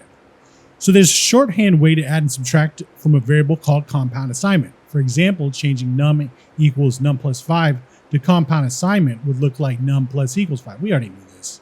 We're going to update both lines inside our buy health function to use compound assignment. All right, let's say gold plus equals 10 plus equals, all right, and then health plus equals 10 plus equals. Were we doing minus equals?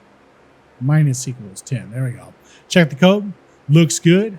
And submit it. All right. Now on to step 76. So now that we are updating the gold and health variables, we need to display those new values on the game screen, right? So after our assignment lines, we'll assign the inner text property of gold text to be the variable gold, and we'll use the same pattern to update health text with the health variable. Here's an example. We can have let value equal 100, right? We've got const total equals document.querySelector with ID of total right here. And then we've got total.innerText equals value. So this inner text is now going to equal value, which equals 100, right? And so we've already got these made up there. Well, let's just go up there. We've already got those made up right here. So we don't really have to work too hard about that. We don't have to make one of these again.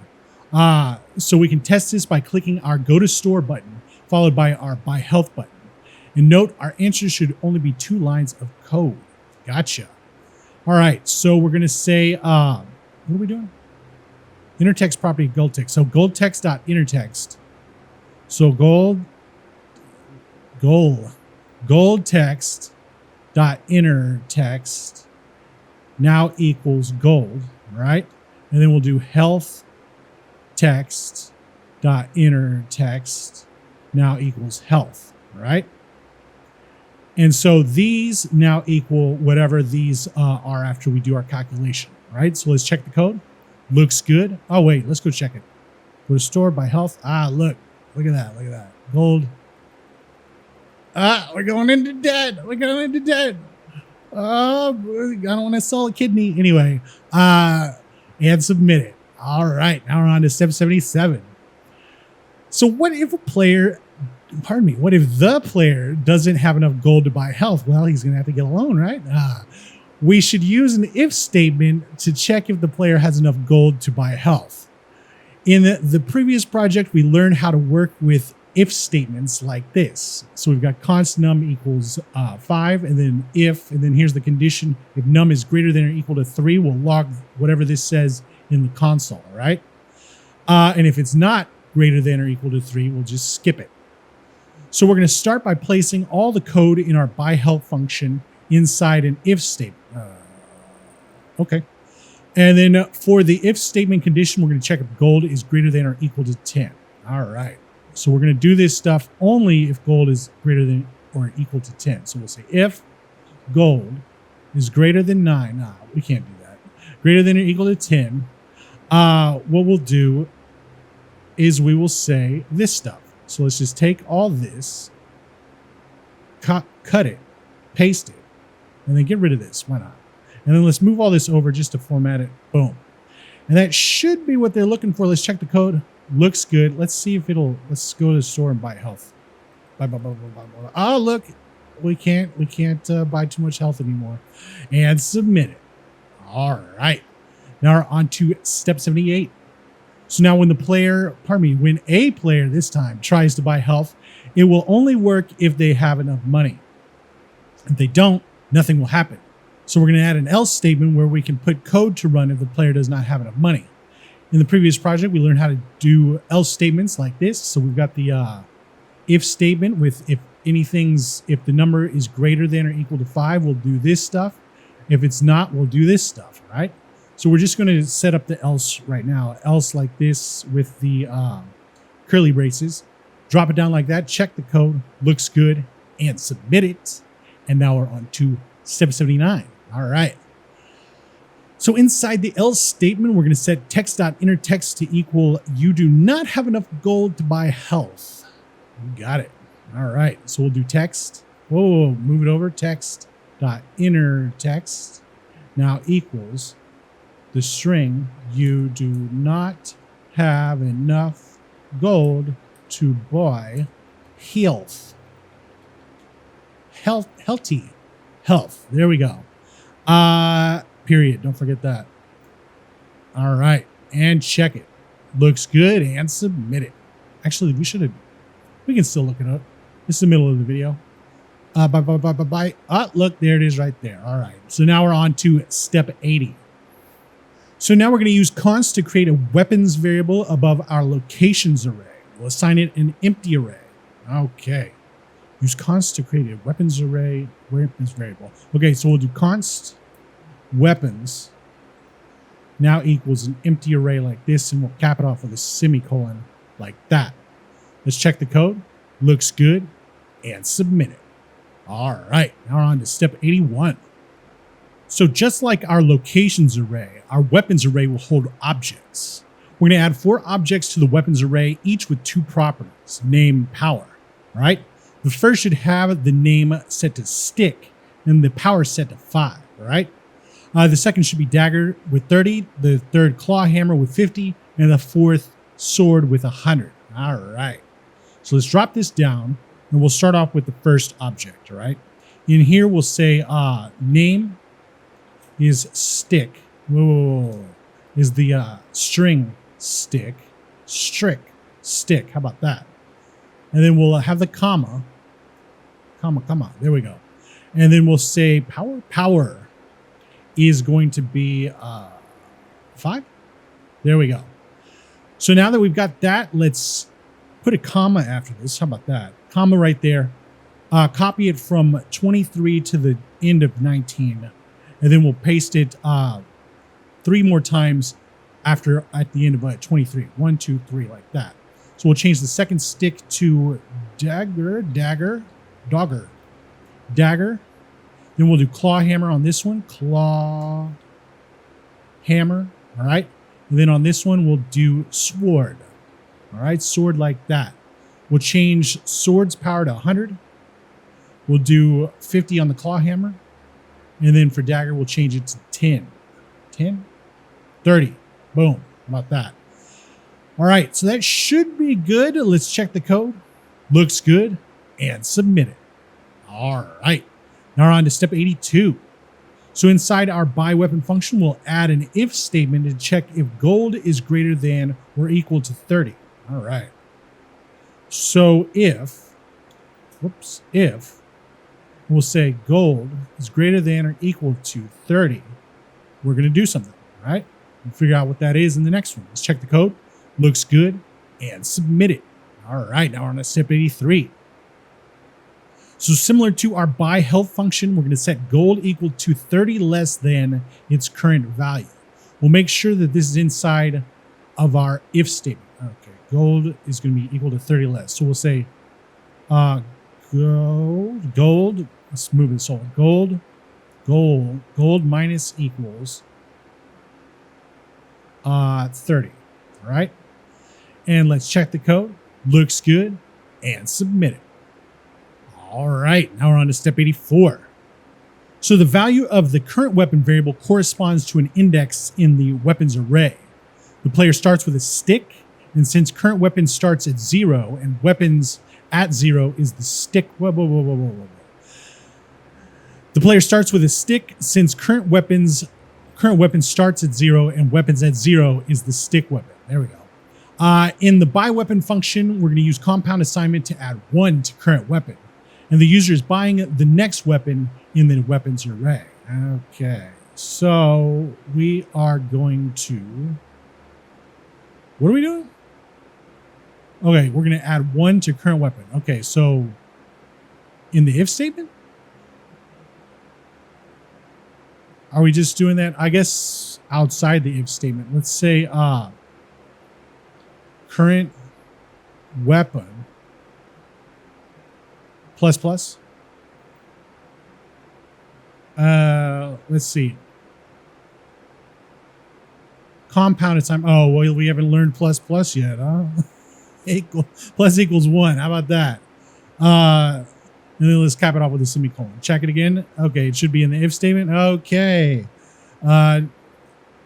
Sorry, guys. There it is. Let's check it again. Looks great, and submit it. All right, now we're on to step 85. So in the previous project, we learned how to how to use the increment operator to increase a variable by 1. We sure did. Let num equal 5, num plus, it's going to print 6, right? So we're going to change our current weapon assignment to use the increment operator. All right, let's just highlight this stuff and do plus. There we go. Check the code. Looks good, and submit it. All right, now we're on to step 86. So now we're going to update the gold text element to display the new value of gold. And update the text element to display, you now have a new weapon. All right, so we're going to update gold text for the new value of gold, all right? Is that in the if also? Let's do it. Gold text dot inner text now equals gold, all right? And then text dot inner text now equals the string you do. Whoa. You now have a new weapon. Like that. All right, so let's check the code. Looks good, and submit it. All right, now we're on to step 87. So we should tell the player what weapon they bought. In between the two lines we just wrote, we're going to use let to initialize a new variable called new weapon. We'll set this equal to weapons. All right, so we'll say we'll say let new weapon now equal weapons. How about that? Cap it off with a semicolon, check the code, looks good, and submit it. All right, now we're on to step 88. So now we're going to use bracket notation to access an object within the weapons array, and we'll assign it to our new weapon variable. We'll place the variable current weapon within the brackets. When we use a variable in bracket notation, we are accessing the property or index by the value of that variable. For example, this code uses the index variable to access a value of array. So we'll say let value equal array at index. What? Don't we already know how to do that? Okay. Oh, we haven't gone over the fact that variables can, if a variable equals a number, it's the same as putting a number in there, right? So that's how that works. So what are we doing? Object. So we're going to use bracket notation to access an object within the weapons array and assign it to new weapons variable. Object. What? Okay. So we'll go here, weapons at, all right. And then we'll put current weapons. Okay, so weapons at current weapon. All right. So that should be it. Let's come up here just to remind ourselves. So right now, current weapon equals 0, right? So it would be whatever the weapons is. Where's our weapons array? Where's our weapons array? Right here. So like here's at 0 right here. If we did the plus, it would be dagger next. And then plus, we'd have claw hammer, plus, we'd have sword, right? So that's basically what's going on here. We're just going to cycle through the current weapon, and that's going to be what the new weapon is. Hopefully that makes sense. So let's check the code. Looks good, and submit it. All right. Now we're on to step 89. So weapons at current weapon is an object. We're going to use dot notation to get the name property of that object, right? So up here, like we just saw, we've got the name property, and so it's going to access either stick, dagger, claw hammer, or sword, all right? So we'll say current weapon dot name, all right? So let's check the code. Come on. Weapons at, oh yeah. Yeah. Dot name, how about that? Dot name. So weapons at current weapon dot name. So let's check the code. Looks good, and submit it. All right, now we're on to step 90. So in the previous project, we learned how to work with the concatenation operator to insert variables into a string like this. So we've got const organization equals free code camp. And we'll say in this string, hello, our name is, hello, our name is with a space in this string plus organization, which is free code camp, plus a period, which will give us the string which will give us the string, hello, our name is free code camp with a period on it, right? So we're going to update the string, you now have a new weapon, to you now have a space followed by the name of the new weapon. And we're going to remember to end the sentence with a period. Okay.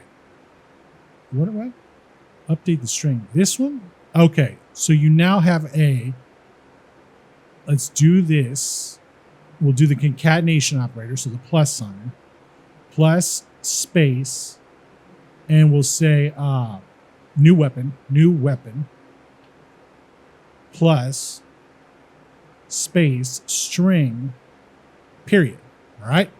So it'll now say you now have a sword or a stick or a magic lamp or whatever. Let's check the code. Looks good. And submit it. All right. Now we're on to step 91.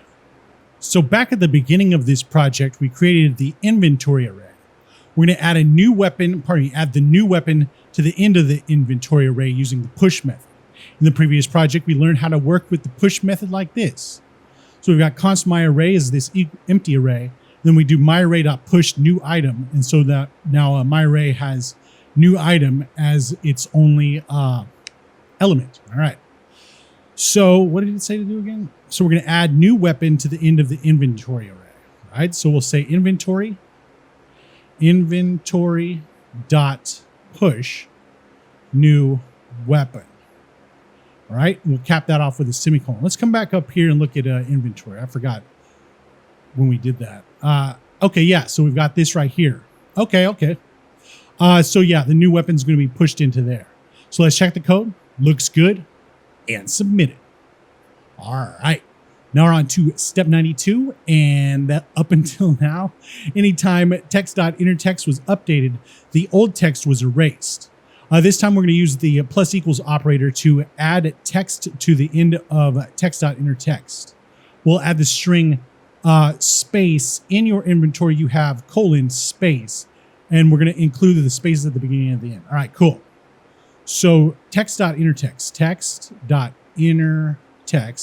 plus equals, and we'll have space. In your inventory, you have colon space like that.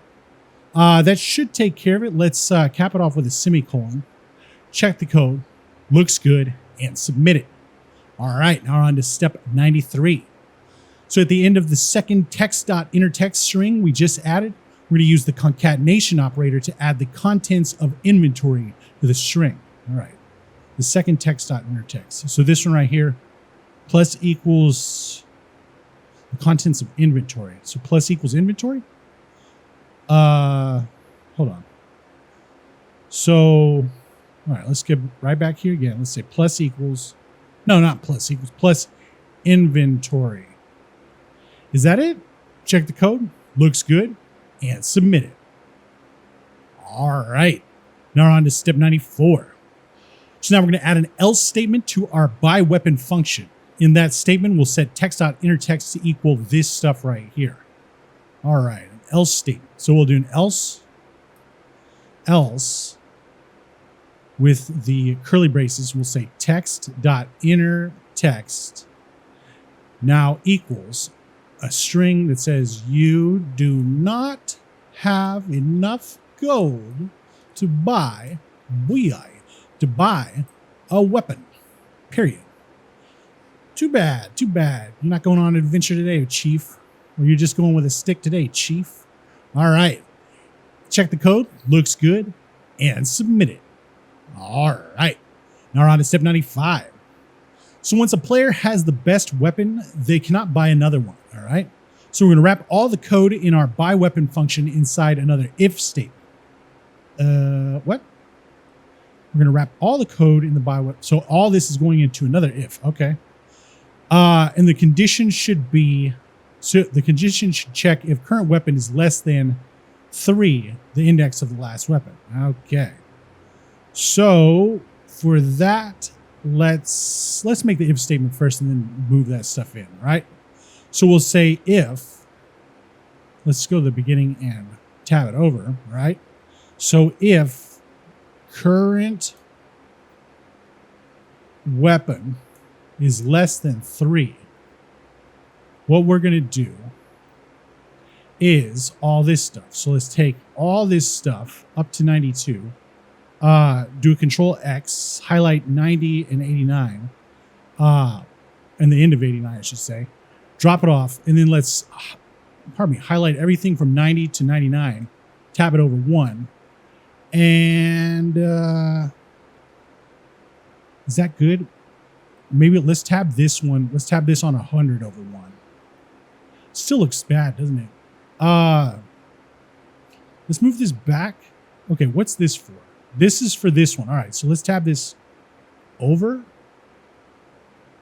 All right. Yeah. That's good. Okay, because this is for this is for this, and this is for this. All right, so let's move this back. Check the code. Looks good. And submit it. All right, now we're on to step 96. So arrays have a length property that returns the number of items in the array. We may want to add new values to the weapons array in the future. All right.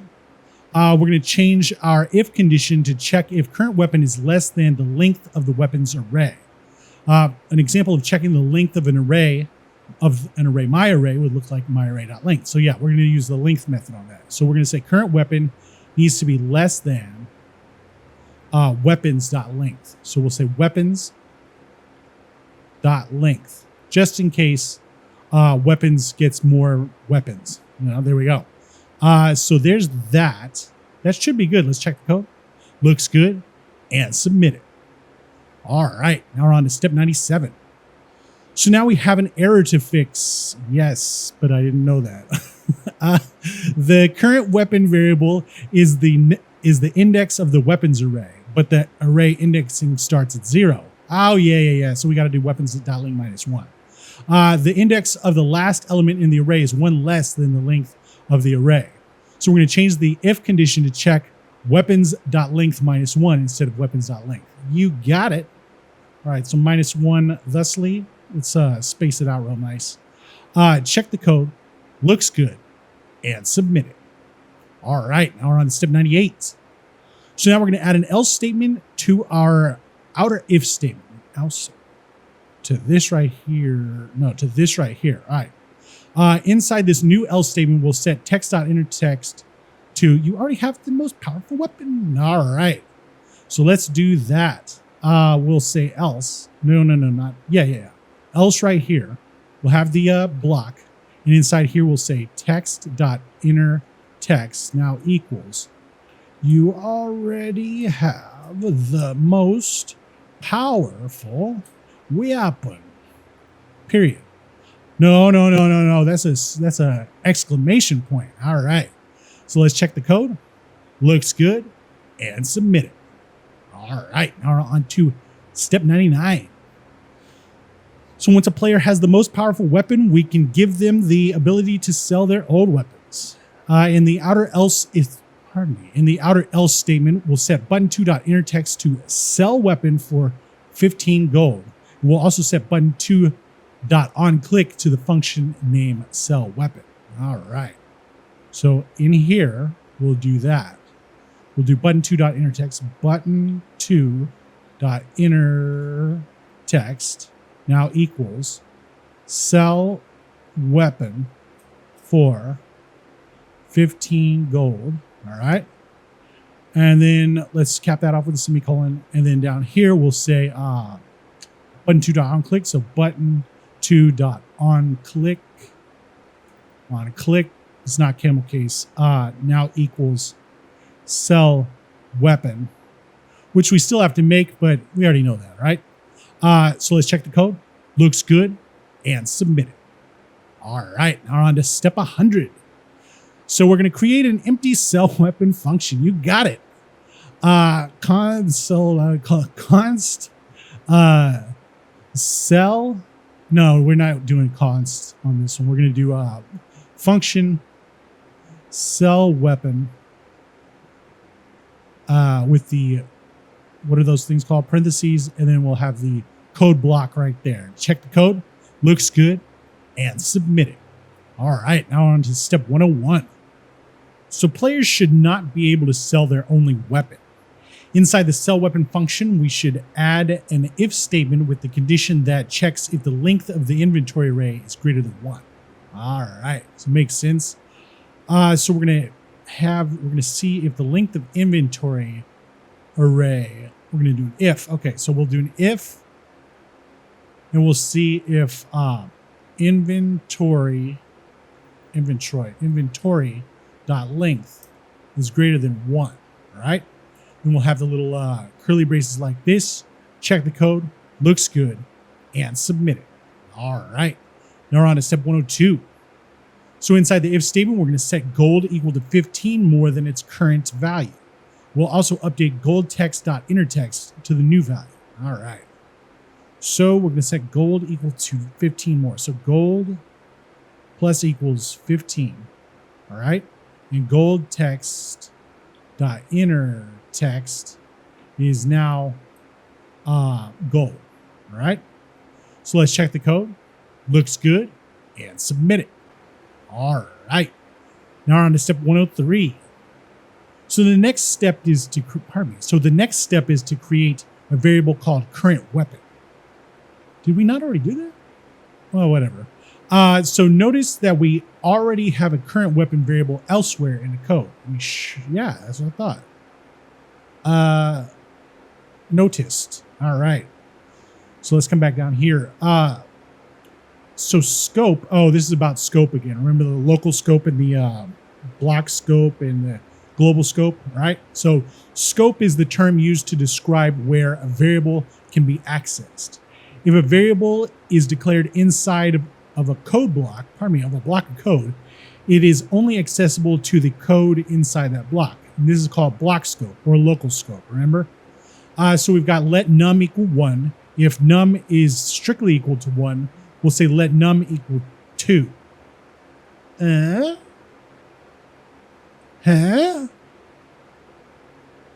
Let num equal 2. And console.log num. Oh, yeah, it's the local scope. Okay.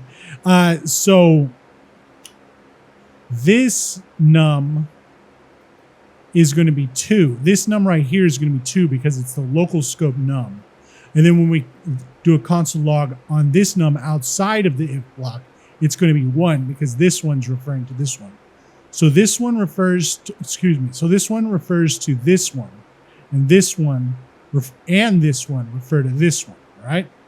So, yeah, I don't know why we would want to confuse ourselves like this, but I guess there might be a reason why. We'll ask ChatGPT one day in the future. How about that? So let's use the let keyword to create a variable named current weapon, and we're not going to assign it a value yet. I guess this is the time to do it. All right, so let's do that. We'll say let current weapon. Let current weapon. All right. So let's check the code. Looks good. And submit it. All right. Now we're on to step 104. So in the previous project, we learned how to work with the shift method to remove the first element from an array like this. So we'll have const myArray equals first, second, and third as the 3 elements. And then we'll say const first element equals myArray.shift. All right. So this is going to equal this now. And then the array is now going to only equal these 2. And this one's going to be in here now. All right. So we're going to use the shift method to take the first element of the inventory array and assign it to our current weapon variable. All right. So current weapon is going to equal inventory.shift. All right. Is that good though? Like that, does that only occur in the if block, and outside the if block it's still good? No, I don't think so. I think if we do this, we're going to change the inventory array, right? So I guess that's what's going on. So let's check the code.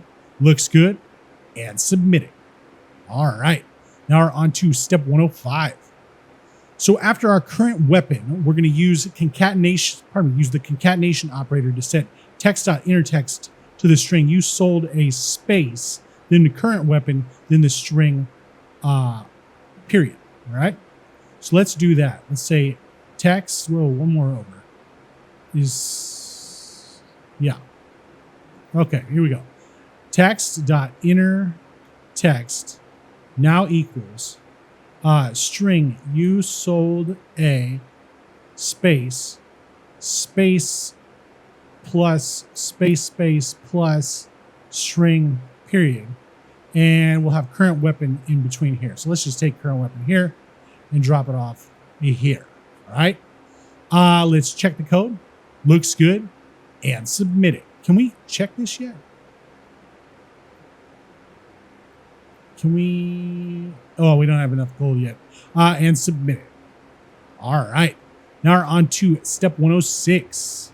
So now we're going to use the plus equals operator to add the string space in your inventory you have with the colon space and the contents of inventory to the text.innerText. Didn't we just do this? Well, we don't. It's not that easy to find. Oh, no, we have it right here. So let's take this 97 up to the end of 96. And then we're going to make sure to include the, okay, so yeah. Let's highlight 114 to the end of 113. Drop it off like that. Bring it back 1. And that should take care of it. Let's check the code. Looks good. And submit it. All right. Now on step 107. So we're going to use an else statement to run when the inventory length is not more than 1. We'll set the text, pardon me. We'll set the text.innerText to say, don't sell your only weapon. All right. So let's do else. We'll have the code block here. We'll say text.innerText equals string don't sell your only weapon. All right. Exclamation point. Let's cap that off with a semicolon. How about that? And let's check the code. Looks good. And submit it. All right. Now we're on to step 108. So now we can start the code to fight monsters. To keep our code organized, our fight dragon function has been moved for us to be near the other fight function. What? What did it say? The fight dragon function has been moved. Where's fight dragon now? Okay, there it is. I don't remember where it was, but whatever. Do you want to look for it? Nah. So below our weapons array, we're going to define a monsters variable and assign it an array. We'll set that array to have 3 objects, each with a name, level, and health property. The first object's value should be slime 2 and 15 in order, and the second should be fanged 8 and 60, and the third dragon 20 and 300. All right. And monsters. Okay, so we'll say const monsters. We'll have that equal an array. We'll have that array have objects in it. All right. And the object will start off with name as the first property, and we'll have it, the first one be slime in a string. We'll have a comma. Enter to the next line. We'll say, what is it going to be? Name, level, and health. Level. And then we'll say 2, comma. And then health is going to be 15. All right. So let's put a comma after 30. All right. Let's take 30 up to the end of 25. Copy that. Drop it off 2 times. Change the second slime to fanged beast. All right. Third one will make dragon. Level will make 20 on dragon. Level on fanged beast will make 8, and then 60 and 300 on the last line. So 60, and this one will be 300. All right. So that should take care of it. Let's check the code. Looks good, and submit it. All right. Now we're on to step 109. So fighting each type of monster will use similar logic. We're going to create an empty function called goFight to manage this logic. You got it. So we'll say function goFight. We'll have the parentheses. We could have just copied and pasted and then changed it, but whatever. So goFight, and that's it for now. So let's check the code. Looks good, and submit it.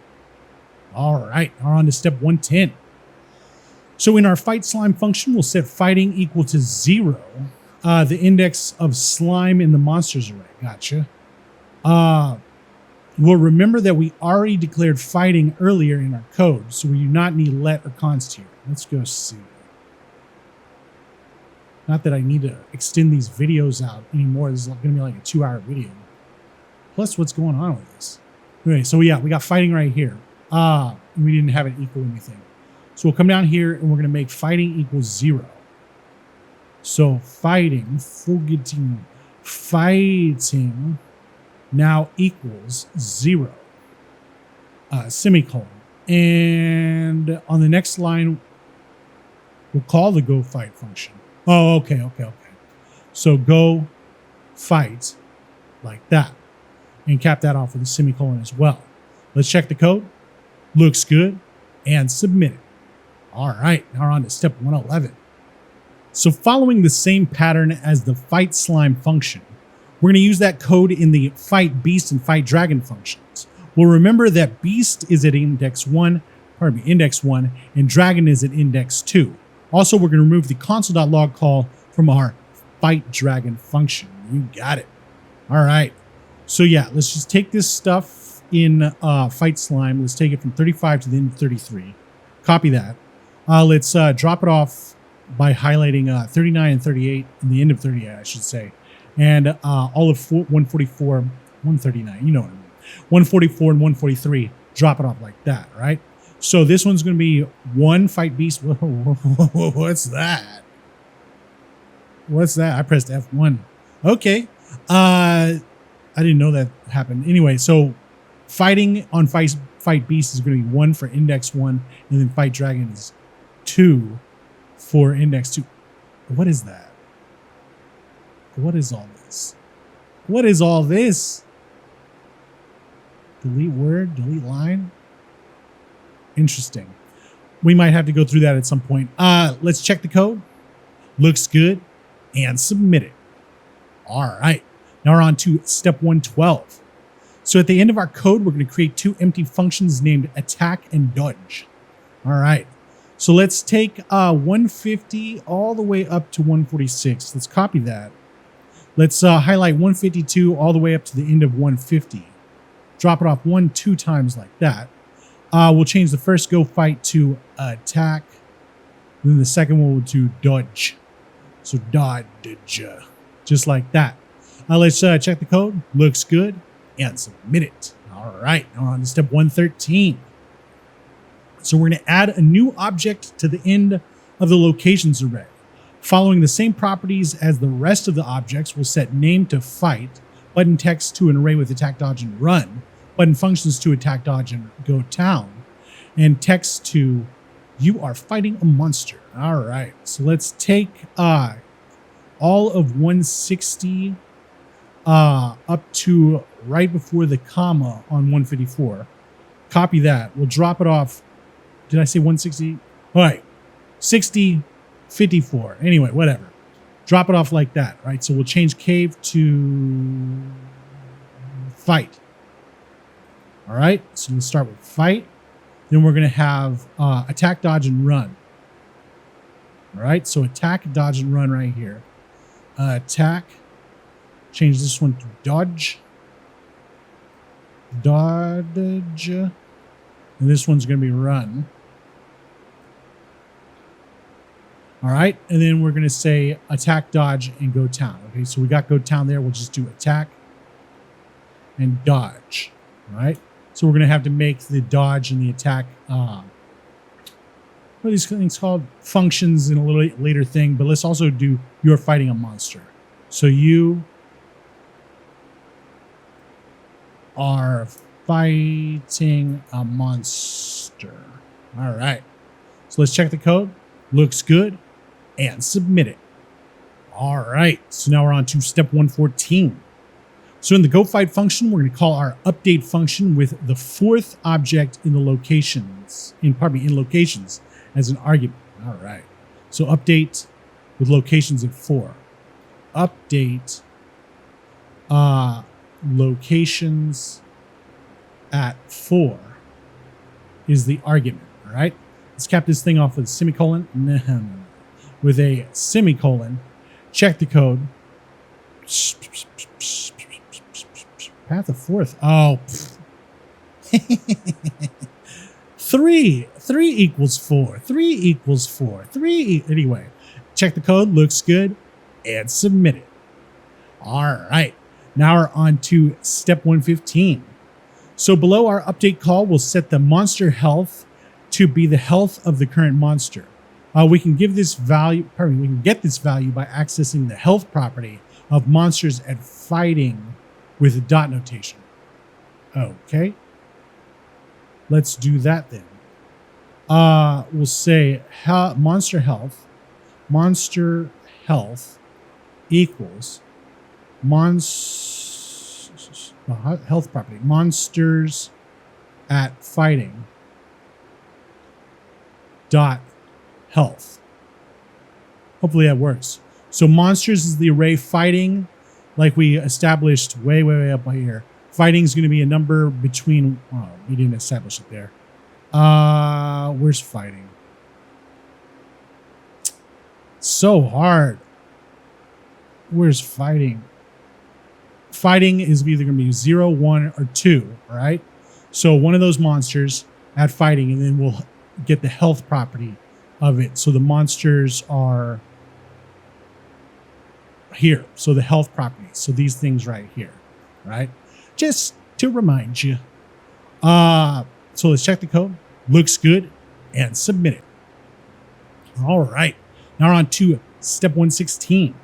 So by default, the HTML element that shows the monster's stats has been hidden with CSS. Ah, yes. Remember that?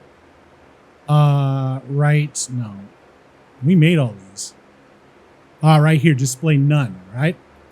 So let's come back over here. When the player clicks the Fight Dragon button, the monster's stats should be displayed. So we can accomplish this by using the style and display properties on the monster stats element. So the style property is used to access the inline style of an element, and the display property is used to set the visibility of an element, all right? So here's an example of how to update the display for a paragraph element. So we've got const paragraph equals document.querySelectorP, so that's stuff we did up there. And then paragraph.style.display equals block. So paragraph.style is going to access the CSS of the P selector, right? That's going to be on here, like if we had a P selector, which we don't. But what we're going to do is we're going to say, what are we doing? The monster stats. So we're going to display the monster stats element by updating the display property of the style property to block. You got it. So monster stats. Let's come over here to the CSS and see where monster stats. Okay, so it's this one right here. So we're going to access it by saying monster stats, because we already said monster stats equals document.querySelector hashtag monster stats, right? So we're going to say dot style dot display equals, and then we'll say block like that. Cap it off with a semicolon. Can we do something right now? Let's go see if we can fight. It showed up. Did it used to not show up? Let's see if it used to not show up. Yeah, it used to not show up. So now it does show up. Oh, go back. There we go. Okay, so we're getting somewhere. Let's check the code. Looks good. And submit it. All right, now we're on to step 117. So now we will need to update the text for the current monster's name and health. We're going to start by assigning monsters at fighting.name to the inner text property of monster name. Then we'll assign monster health to the inner text property of monster health text. Okay. So we'll do the inner text of monster name is going to be monsters at fighting.name, right? So we'll say monster name dot inner text now equals monsters at fighting. We could have taken this one up here, honestly. We could have taken this one, but whatever. Fighting dot name. All right. Whoa. Outside of the thing. Come on now. There we go. Dot name. Come on. Name. There we go.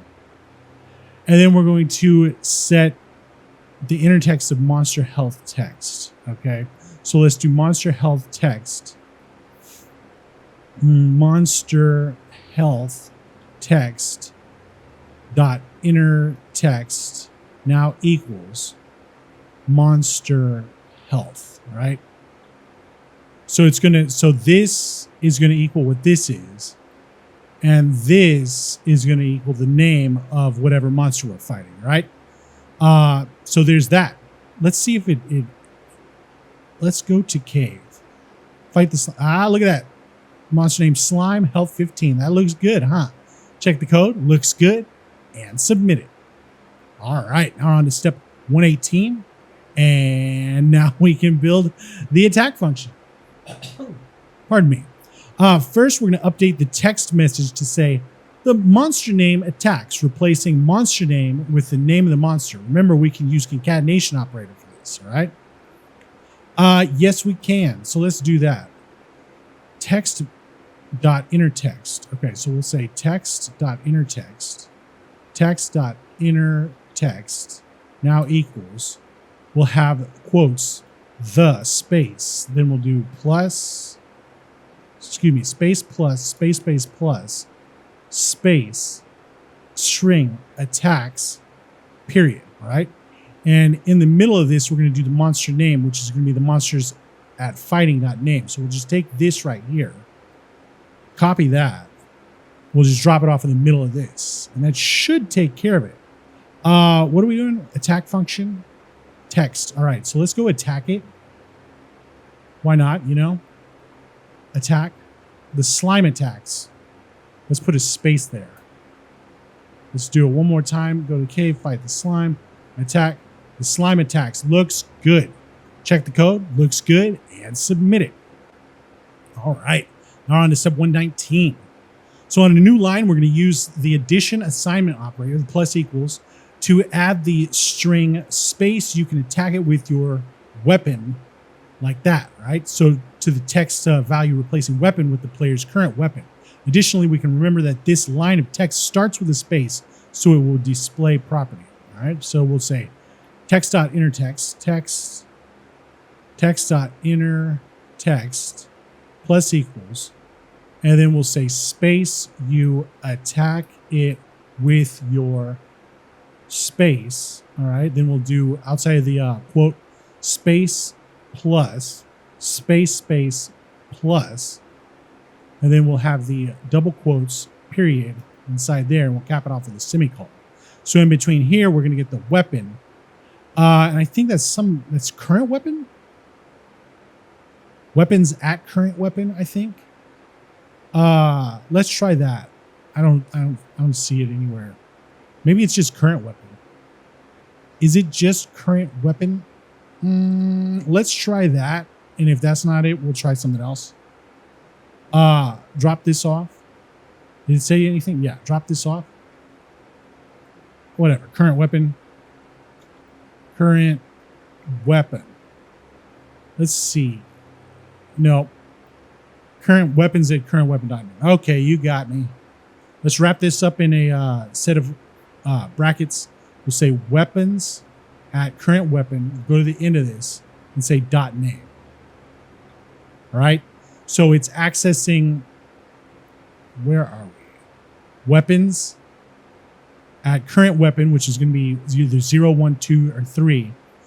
Dot name, which is going to be either stick, dagger, claw, hammer, or sword. All right. And what are we doing here? This is in attack. Let's go check it out. Go to cave, fight the slime, attack it. You attack it with your stick. Looks good. Check the code. Looks good. And submit it. All right. Now we're on to step 120. So now we're going to set health equal to health minus the monster's level. We'll remember that we can get this from the monsters at fighting.level property. All right. So we'll say health minus equals monsters at fighting. We could have taken that up there, up on this one, but whatever. Monsters at fighting, and then dot level, semicolon. Let's check it. Attack.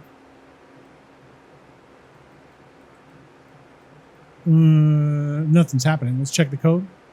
Looks good. Okay. And submit it. All right. Now we're on to step 121. So now we're going to set monster health to monster health minus the power of the player's current weapon. We're going to remember that we can access the power of the player's current weapon using weapons at current weapon.power. All right. So yeah, what we're going to do here is say monster, monster health minus equals, and then we'll say weapons at current weapon. We already got that right here. Let's grab this with the dot. Actually, let's get it with the name too. We can just double click name. We'll select this, drop it off here with the space in between it. And then on this name, we'll just change it to power. And we'll have the semicolon right there. Check the code. Looks good. And submit it. All right. Now we're on to step 122. So the math object in JavaScript contains static properties and methods for mathematical constants and functions. One of those is math.random, which generates a random number from 0 inclusive to 1 exclusive, right? So 0 can be in it, but 1 will never be in it. It'll go up to like 9.9 and a billion nines, but never touch 1, right? Another is math.floor, which rounds a given number down to the nearest integer, right? So using these, we can generate a random number within a range. For example, this generates a random number between 1 and 5. Math.floor, the math.random times 5, all right? This is all one thing right here. Is that one thing? No. It's the math.random times 5 right here. That's one thing. And then we're going to do the math.floor on top of that. And then we're going to add 1 to it. Because if it gives us 0, like if it rounds down to 0, let's say it's 0.9 or 0.4 or whatever, and rounds down to 0.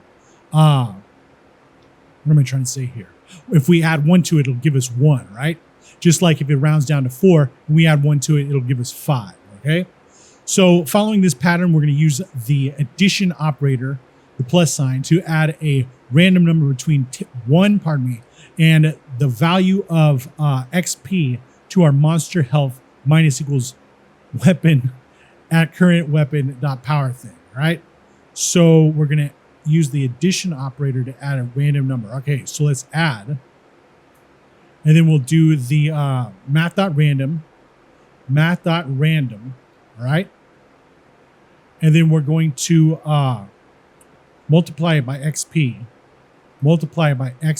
just like we multiplied it by 5 up here, right? We're going to wrap this up in parentheses.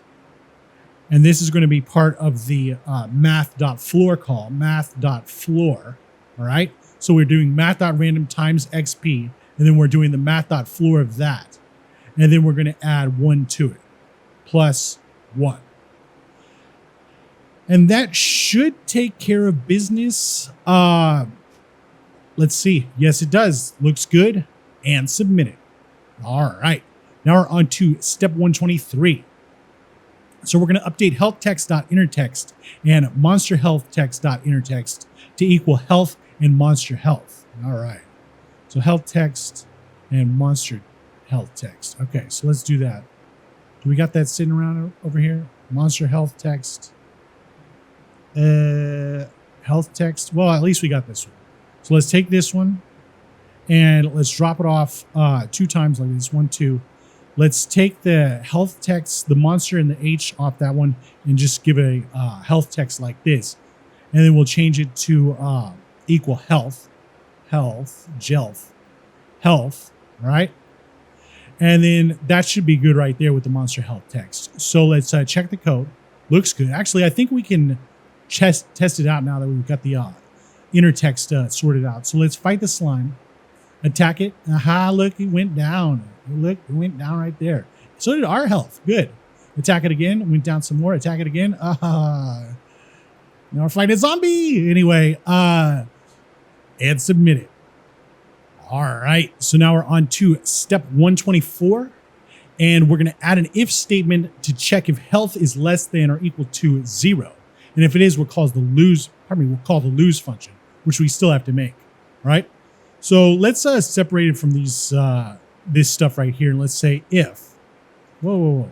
if, and if health is less than or equal to 0, we will call the lose function. So we'll say lose, loser, lose like this, cap it off with a semicolon, and we'll probably make this in the next one. So let's check the code. Looks good, and submit it. All right, now we're on to step 125. So we can make an else statement conditional by using else if. So here's an example. We've got if num is greater than 10, we'll do something. Else if num is less than 5, we'll do something else. All right. So at the end of our if statement, we're going to add an if else statement, else if statement, again, to check if monster health is less than or equal to 0. In our else if call, we're going to call the defeat monster function. There we go. All right, so we're doing else if right here. Let's bring this down a little bit. We're doing else if thusly, and we're going to say else if monster health is less than or equal to 0. And then we'll call the defeat monster function. So defeat monster function like that, right? So we're going to have to make that one also. So let's check the code. Looks good, and submit it. All right, now we're on to step 126. So at the end of our code, we're going to create a defeat monster and lose function. So we're going to create the defeat monster and lose functions. We'll leave them empty for now. All right. So I don't see any functions, any easy functions. Let's take these two. How about that? Let's just take them from 152 to all of 144. Copy that, drop it off here at 180, and then we will change them up to be defeat monster. Get rid of this stuff, and we'll change this one to lose. All right. And get rid of that. Boom. So let's check the code. Looks good, and submit it. All right, now we're on to step 127. So inside the dodge function, we're going to set text.innerText equal to the string you dodge the attack from the monster. We'll replace monster with the name of the monster using the name property. You got any? We'll use this one right here. Cool. All right, so we'll say text.innerText now equals you dodge the attack from the space, and we'll do plus space plus space. Do we need a period? It doesn't say period. Let's add one anyway, and if it doesn't need it, we'll get rid of it. All right. So in between here, we'll put this monsters of fighting.name right here. Grab this on line 158, copy that, put it in between here, see if it works. Okay, it works. Awesome. And submit it. All right, now we're on to step 128. So in our defeat monster, well, they didn't need them. Whatever. So in our defeat monster function, we'll set gold equal to gold plus the monster's level times 6.7. Well, remember that we can get the monster's level by using monsters at fighting.level.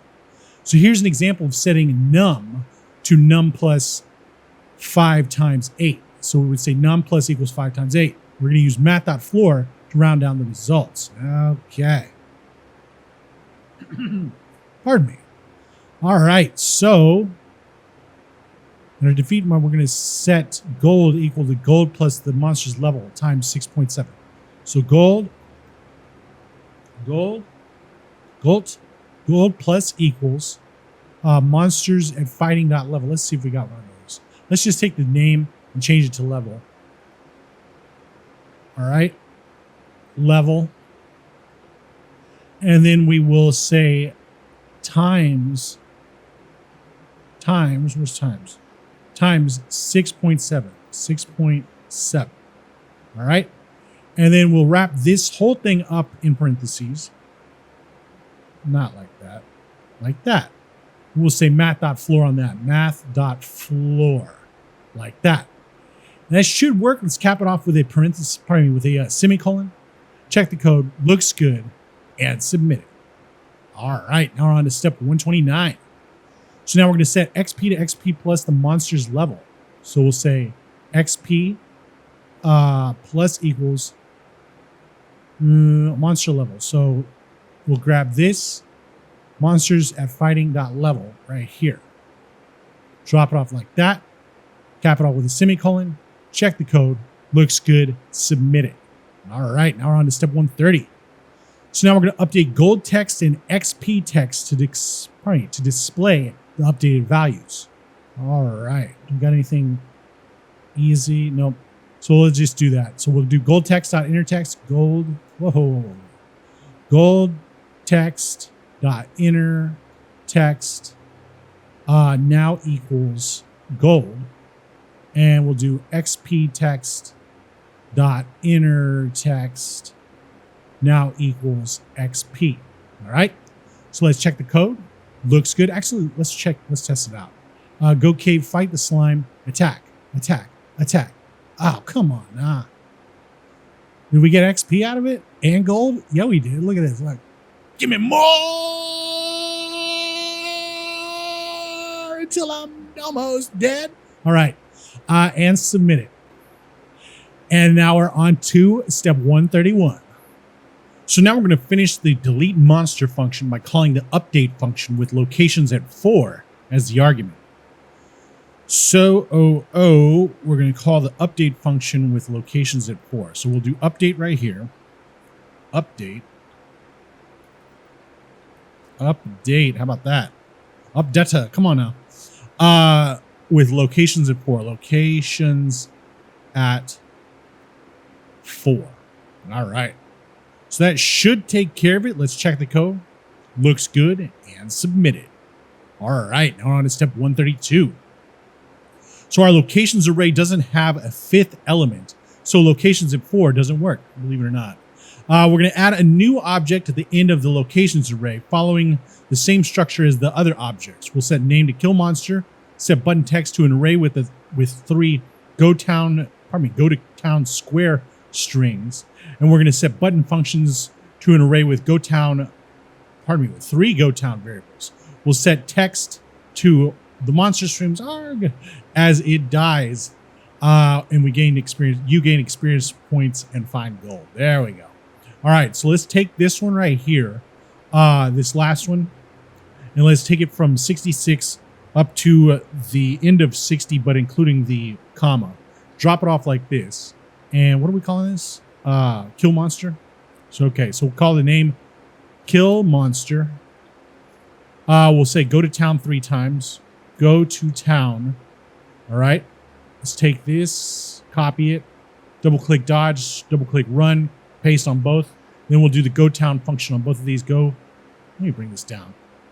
Go town. Whoops. Go town. All right. And then we'll double click this, drop it. Ooh. Drop it. Come on now. There we go. And go town's already on the 3rd one. All right. So the monster screams arg as it dies. We gain experience points and find gold. All right, cool. So the monster screams arg exclamation point as it dies. Period. You gain experience points and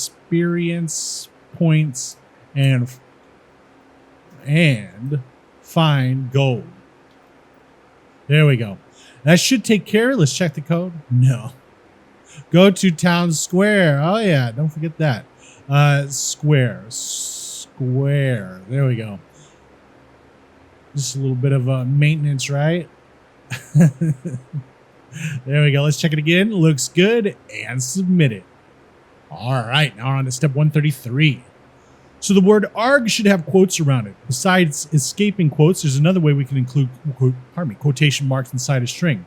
We're going to change the double quotes around the string. The monster screams arg as it dies. You gain experience, blah, blah, to single quotes, and then we'll add double quotes around arg, all right? So we'll just change this one to a single quote, and this one will be a single quote. And then we'll highlight this thing right here and make it double. All right. So let's check the code. Looks good. And submit it. All right. Now we're on to step 134. So after a monster is defeated, the monster's stat box should no longer display. On the first line of the update function, we're going to use monsterstats.style.display to change the display value back to none. All right. So right here, we'll do, what is it? Monster stats, monster stats.style.display now equals none once again. All right. So let's check the code. Come on now. Monsters stats.style.display equals none. What's wrong?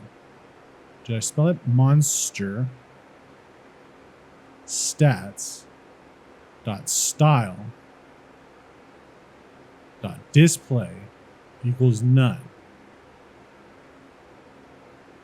Hold on. Oh, well, we can't even fight it yet.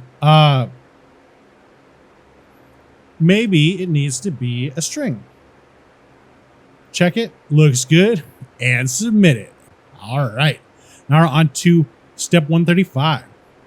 So in the lose function, we're going to call the update function and pass in the 6th object of our locations array.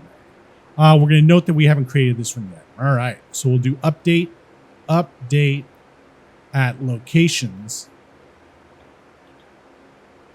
at 6, 5. There we go. Cap it off with a semicolon. Check the code. Looks good. And submit it. All right. Can we still not fight? Okay. Back. I think it was because of the, on the last one was because of the, okay, look, it disappeared. It was because of the lack of quotes that we couldn't click this one, right? So now we're on to step 136. At the end of our code, we're going to create a restart function. And inside this function, we'll set XP to 0, health to 100, gold to 50, current weapon to 0, and set inventory to an array with the string stick. We'll also update the inner text properties of gold text, health text, and XP text to their current values. And finally, we'll call the GoTown function. All right.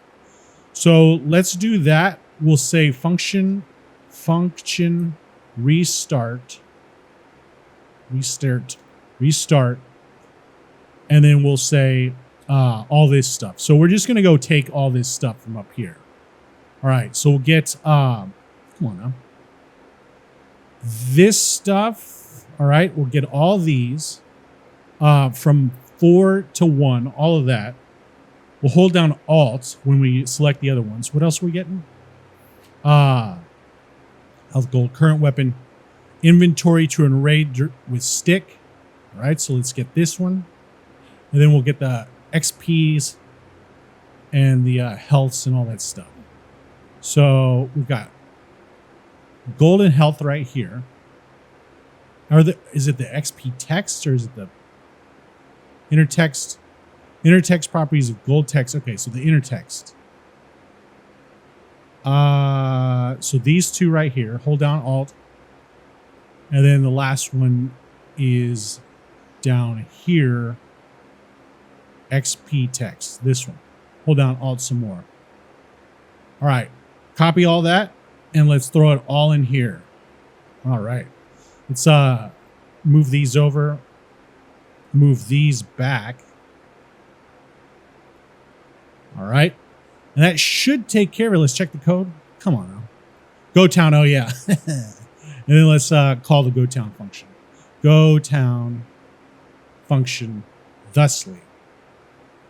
All right, now let's check the code. Looks good and submit it. All right, now on to step 137. So in the locations array, we're going to add another object at the end. We'll set the name property to lose, set button text to an array with 3 replay strings, set button functions to an array with 3 restart variables. We'll set text to you die, blah, blah, blah. In a later step, we'll update the code for this. It's an emoticon to do something. All right. So we're going to do another object. So let's take all of 72 to the end of, actually, Let's take, yeah, all of 72 to the end of 66 plus the comma. Copy that. Highlight 73 to the end of 72. Drop it off like this. Let's get rid of this comma. All right. And then we're going to say, what are we going to say? What this says, lose. All right. So let's do this. We'll change it to lose. All right. So now we're going to do replay with a question mark 3 times in caps. Replay question mark. All right. Let's get this. Copy it. All right. Get this. Paste. Get this. Paste. And then we'll do the restart 3 times on this one. Restart. Copy. Paste. Paste. And then we're going to say you die with that exclamation thing. All right, so let's get this and say you die, period. And then we're going to say ampersand, hashtag X2620. All right, so let's check the code. Nope. You die, ampersand X with it. Don't forget the semicolon right there. And let's cap this off with a semicolon. No, it's an object. Check the code. Looks good. And submit it. All right. Now we're on to step 138. So back to our attack function. Inside the else if block, we're going to create another if and else statement. If the player is fighting the dragon, fighting would be 2, we're going to call the win game function. We'll move the defeat monster call to the else block.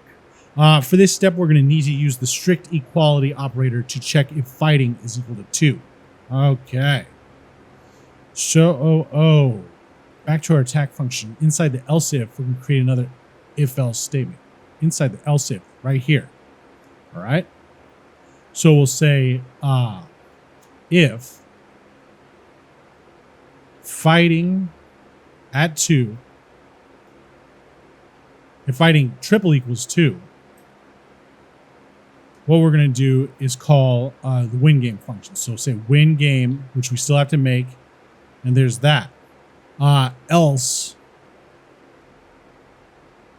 we're going to say this defeat monster thing. So we'll just take 190 to 189, do a control X, highlight 188 to 187, do a control V. And that should take care of it. Let's move this over just a little bit. Check it. Looks good. And submit it. All right, now we're on to step 139. So in order for this emoticon text to properly display on the page, we're going to need to use the inner HTML property. The inner HTML property allows us to access or modify the content inside an HTML element using JavaScript. So here's an example of updating the content for this paragraph element using the inner HTML property, right? So we've got a P tag with an ID of demo, and this is a paragraph with a /P. And when we do document.querySelector on the ID demo.innerHTML and say hello inner HTML, it'll change this stuff. I mean, it seems like it's the exact same as inner text, but it's different. I think it's different because this is actual code, and then inner text is not going to actually, like, inner text won't actually do an emoticon or something like that. So in the update function, we're going to change text.innerText to text.innerHTML, right? So we'll do that. We'll change this text to HTML, capitalize HTML, like that. Pardon me. Let's check the code. Looks good, and submit it. Now we're on to step 140. So after the lose function, we're going to create a function called winGame. And inside the winGame function, we'll call the update function and pass in locations at 6. All right. So we're inside the lose function right now. We're going to call, create a function called winGame. No, this is after the lose function. Okay. So we'll say function winGame. And inside of this, we're going to call update at locations at 6. Update locations at 6. There we go. Come on now. And then let's do that. Cap it off with a semicolon, check the code, looks good, and submit it. All right. Now we're on to step 141. So now we're going to add another object in the locations array. Everything should be the same as the loss object, as the lose object, except the name should be win, and the text should be you defeat the dragon, you win the game with this emoticon, right? So let's come over here and we'll say win. We'll do replay, that's fine. Restart, that's fine. All right, and then we'll change the text up down here. We'll say you defeat the dragon, exclamation point, caps lock, you win the game, exclamation point, space, and then we'll do ampersand, hashtag, X, lowercase x, X1, uppercase F, 38389, semicolon, all right? So let's check the code. Come on. Come on. Oh, yeah. Well, let's copy this. Go all the way back to the beginning. Put a comma here. Enter. Drop it off. Check the code. Let's bring this back. What is the problem now? Text should be you defeat the dragon. Defeat the dragon. Dragon. You win the game. Exclamation point. Too many spaces? Yes. All right. And submit it. All right. Now we're on to step 142. So while our in-game feature is complete, while our game is feature complete, I should say, at this stage, there are things that we can do to make it more fun and engaging. To get started, we're going to give monsters a dynamic value. So inside our attack function, we'll change our health minus equals this stuff line to health minus equals get monster attack value, and then this stuff. So we're going to make a new function, right? And this sets health equal to health minus the return value of the get monster active attack value function, and passes the level of the monster as an argument. All right. So inside the attack function, we're going to do that. So health minus equals, all right? So let's wrap this up in parentheses. In front of it, let's say get monster attack value, all right? That should be what they want. So let's check the code. Looks good. And submit it. All right, now on to step 143. So below our attack function, we're going to create an empty function named get monster attack value. And this should take level as a parameter, all right? So we'll do just that. Let's take this here while we're at it. Drop it off here. Let's say function in front of it. Function. Go to the end. Have the parentheses. And then inside the parentheses, we'll have level as the parameter. All right. So let's check the code. Looks good. And submit it. All right. So now we're on to step 144. The attack of the monster will be based on the monster's level and the player's XP. In the get monster attack value function, we're going to use const to create a variable called hit. We'll assign it the equation level times 5 minus the math.random times XP and the floor of that. All right. So this will set the monster's attack to 5 times the level minus a random number between 0 and the player's XP. All right. So let's start that. Let's go const. And we'll say hit equals. And then we'll have inside these parentheses level times 5. There we go. Times 5. And then we'll say minus. And then we'll have another set of parentheses. And inside here, we'll do math.random, right, times XP. And then we're going to wrap that up in parentheses and do a math.floor on that. Math.floor, like that. Let's cap this thing off with a semicolon. Whoops. Check the code. Looks good. And submit it. All right, now we're on to step 145. So now we're going to log the value of hit to the console to use in debugging. Well, remember that we can do this with console.log. Yep, we remember. Console.log actually, it's inside here. So let's do that inside the function. Console.log hit, like that. Cap it off with a semicolon. Check the code. Looks good. And submit it. All right, now we're on to step 146. So in the previous project, we learned how to work with the return keyword to return a value from a function like this. So we've got the function add. We've got two parameters in here, number 1 and number 2. And then we're having, return number 1 plus number 2, right? So we're going to use the return keyword to return the value of hit at the end of the function. All right. So right here, we'll say return hit, like that. So let's check the code. Looks good. And submit it. All right. Now we're on to step 147. So if we play the game in its current state, we might notice a bug. If our XP is high enough, the getMonsterAttack value function will return a negative number. True. But we have to get the XP high enough first. And that will actually add to our total health when fighting a monster. So we can fix this issue by using a ternary operator to ensure negative values are not returned, right? So the ternary operator is a conditional operator that can be used as a one-line if-else statement. The syntax is like this: condition with a question mark. Then if the expression is true, we'll do that. And then if it's false, we'll have a colon and put whatever the false expression is, right? So let me show you where this is. Let's go over to, let's say, ternary operator JavaScript, right?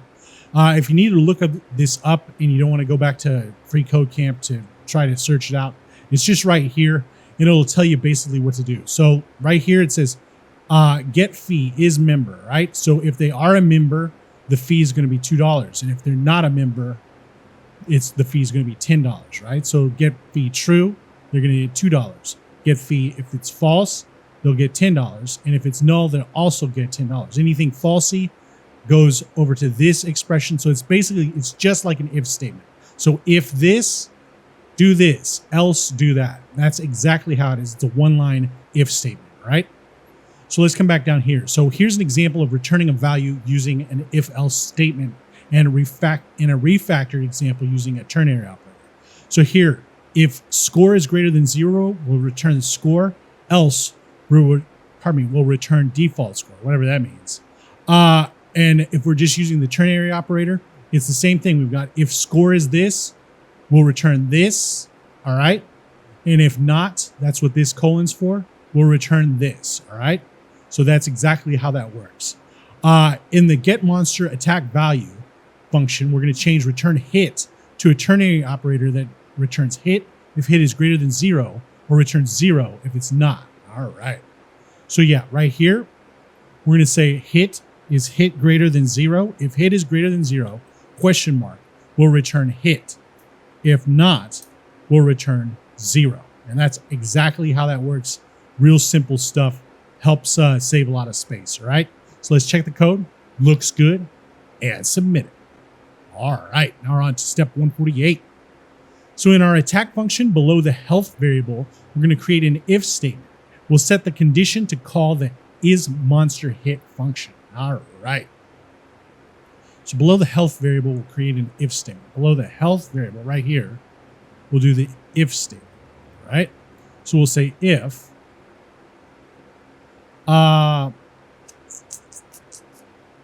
set the condition to call the monster hit. Okay. Oh yeah, is monster hit. All right. So it's calling that function. So it'll be either true or false. And then that's pretty much it for now. So let's check the code. Looks good. And submit it. All right. Now we're on to step 149.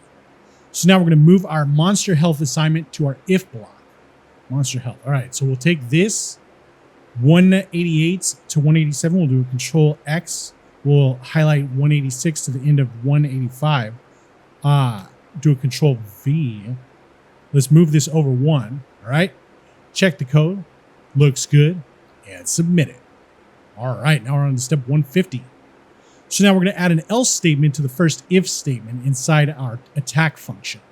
In the else statement, we're going to use the plus equals operator to add the text you miss with a space in front of you to the end of text.innerText. All right. So we're going to do an else right here. Else. We'll do text.innerText plus equals. We'll have the, what is that? The quotes. And then we'll say you miss. And then let's check the code. Looks good. And submit it. All right. Now we're on to step 151. So now we're going to create the isMonsterHit function. This will return a Boolean value of true or false to be used in our if statement. We'll return the results of the comparison math.random is greater than 0.2. Okay.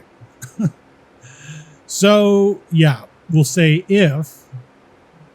No, we're going to make the isMonsterHit function. So we'll say function isMonsterHit. All right.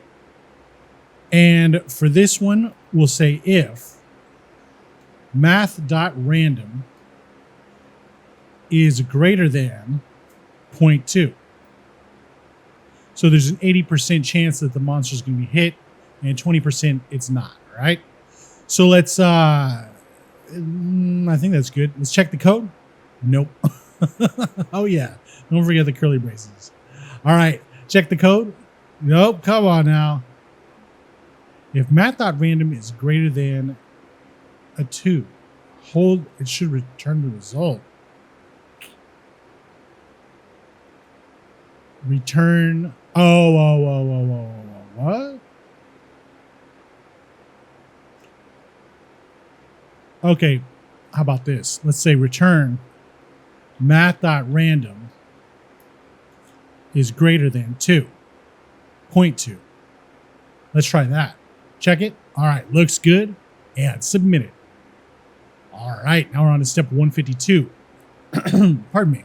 So the player should hit either math.random is greater than 0.2 or if the player's health is less than 20. So if we've got low health, it'll hit also. So we'll say or, wait, hold on. At the end of the return statement, we're going to use the logical or operator, so the double pipes, to check if health is less than 20. The logical or operator will use the first value if it's truthy, that is anything apart from nan, null, undefined, 0, negative 0, 0 in, an empty string, and false. Otherwise, it'll use the second value, right? For example, num is less than 10 or if num is greater than 20. So it's going to hit if math.random is greater than 0.2 or if health is less than 20, right? And that should take care of it. Let's check the code. Looks good. And submit it.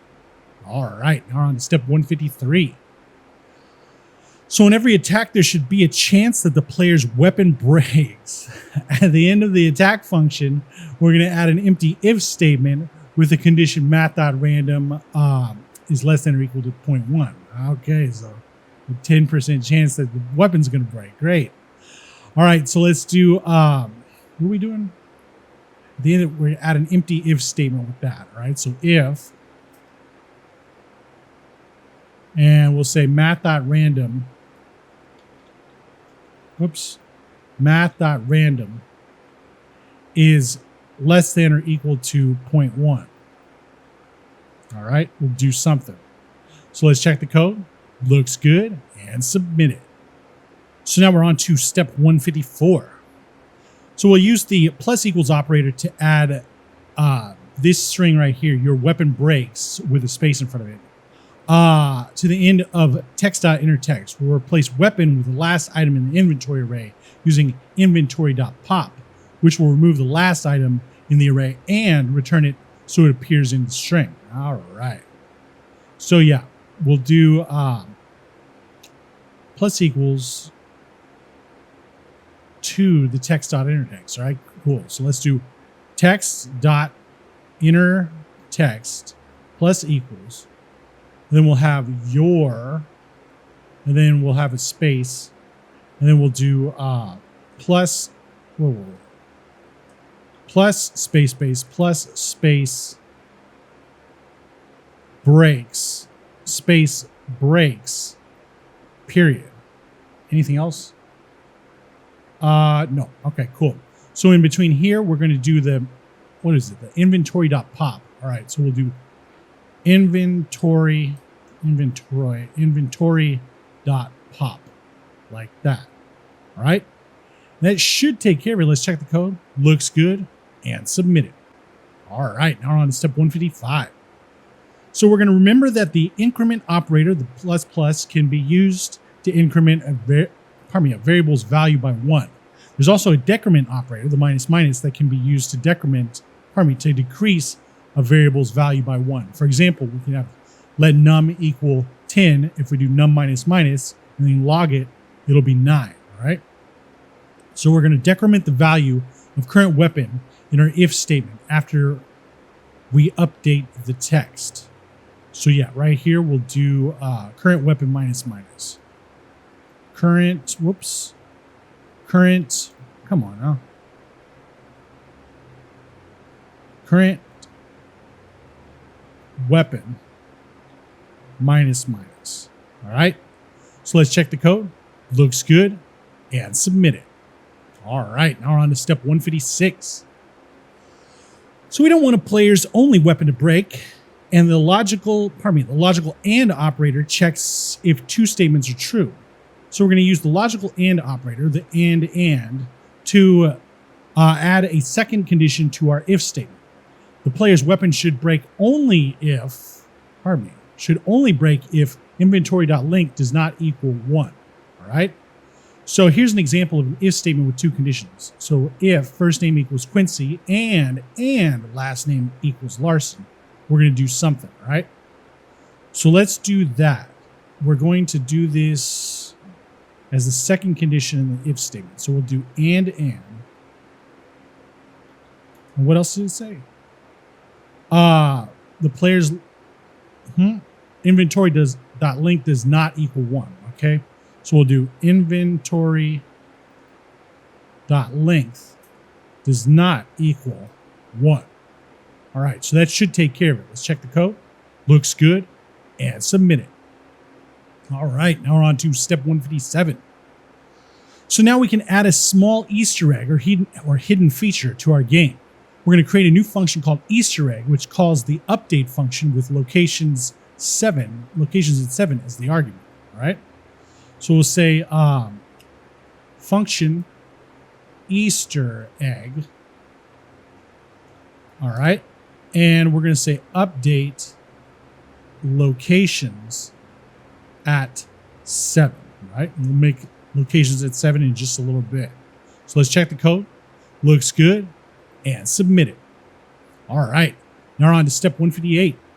So we'll create an empty pick function with a parameter named guess. All right. So we'll say function pick with a parameter of guess like that. All right. So let's check the code. Looks good and submit it. All right. Now we're on to step 159. So now we're going to create two new functions named pick2 and pick8.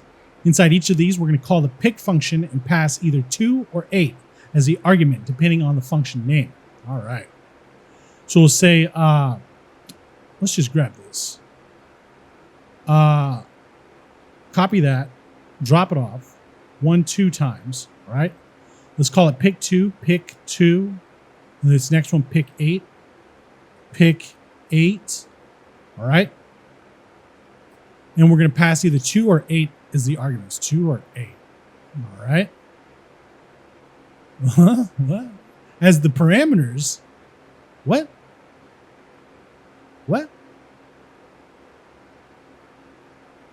Oh, okay. So we'll say pick inside of this one 2. And then inside of this one, we'll do pick 8. So we'll do pick 8. All right.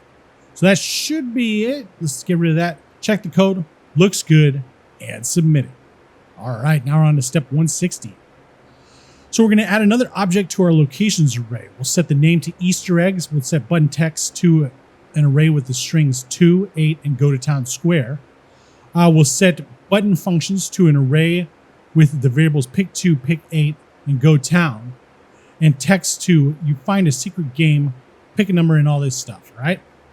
So all right, let's take this, since we've already got the comma there. Let's just take it from right before the comma on 84 to the end of 78. Then let's highlight 85 and the end of 84. Drop it off like this. We'll change the name of this to Easter egg. All right. Button text will be 2. All right. This one will be 8. And this one will be go to town square. Question mark. All right. Keep the question mark there. Go to town square. All right. And then we'll change this to pick 2. Pick 2. Pick 8 and go town. Pick 8. Go town. Like that. All right. And then we're just going to copy and paste this stuff. I don't really want to type all that out. Let's copy that and paste it right here. All right. So let's check the code. Looks good. And submit it. All right. Now we're on to step 161. So inside pick, we're going to use const to initialize a variable naming numbers and set it to an empty array. All right. So we'll say const numbers, and it's going to equal an empty array. All right. There we go. All right. So let's check the code. Looks good, and submit it. All right. Now we're on to step 162. Pardon me. After our numbers array, we're going to create a while loop that runs as long as numbers.length is less than 10. In the previous project, we learned how to work with while loops like this. So we've got while, the condition inside of those parentheses, and then the block of code, all right? So right here, we'll do while, all right? Whoops. Let's bring that back a little bit. We'll do while, and we will say... what were we going to say? While numbers.length is less than 10. So numbers.length is less than 10. All right. We'll do something. We'll figure that out in just a little bit. Check it. Looks good. And submit it. All right. Now we're on to step 163. So inside our while loop, we're going to push a random number between 0 and 10 to the end of the numbers array. And we can create this random number with math.floor. Pardon me. With the math.random times 11. Oh, yeah. And then the math.floor of that. That way, it won't ever touch 11, right? Because, what is it? What am I trying to say here? It won't ever touch 11 because math.random will never touch 1, right? So when we do that and then we do the floor of it, it'll, I guess it's the same as doing it like times 10 plus 1. But I guess it's like that. Whatever. Anyway, so let's do that. We'll say, we'll create the random number. What are we going to do? Push a random number into the numbers array. Okay, so we'll say numbers.push. And then we'll push inside of there math.random. And then we'll say times 11. We'll wrap this up in parentheses. And inside of there, or outside of there, we'll say math.floor. Like that. So let's check the code. Looks good. And submit it. All right. So now we're on to step 164. So after the while loop, we'll set text.innerText to equal you picked some guess. All right. And here are the random numbers with a colon. We're going to replace some guess with the guess function parameter. Okay. Oh, yeah. Okay, cool. So what we'll do here is we'll say text.innerText, text.innerText now equals the string you picked space. Whoops. Let's put the capital. You picked space.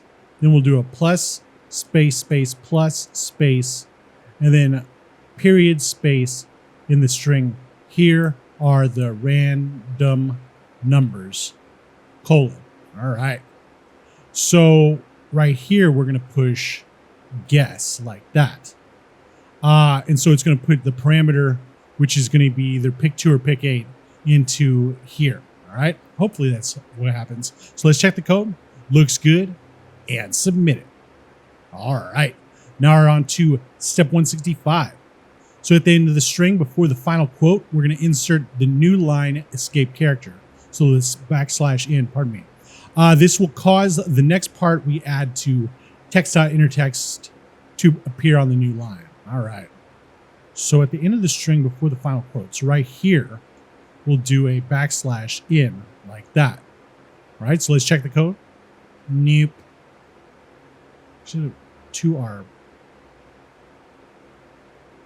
Should be here.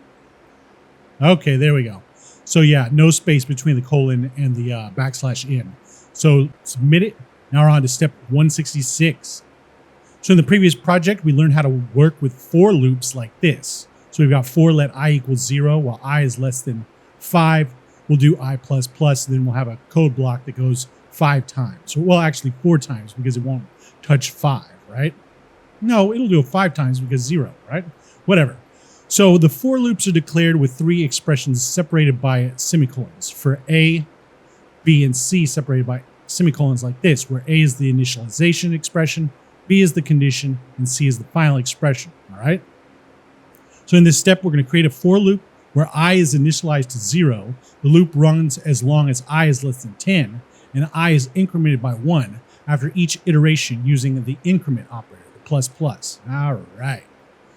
So yeah, let's say for, come on now, for let I equals 0. Let's bring this down. While I is less than 10, we'll say I++. And then there we go. Let's check the code. Looks good. And submit it. All right. Now we're on to step 167.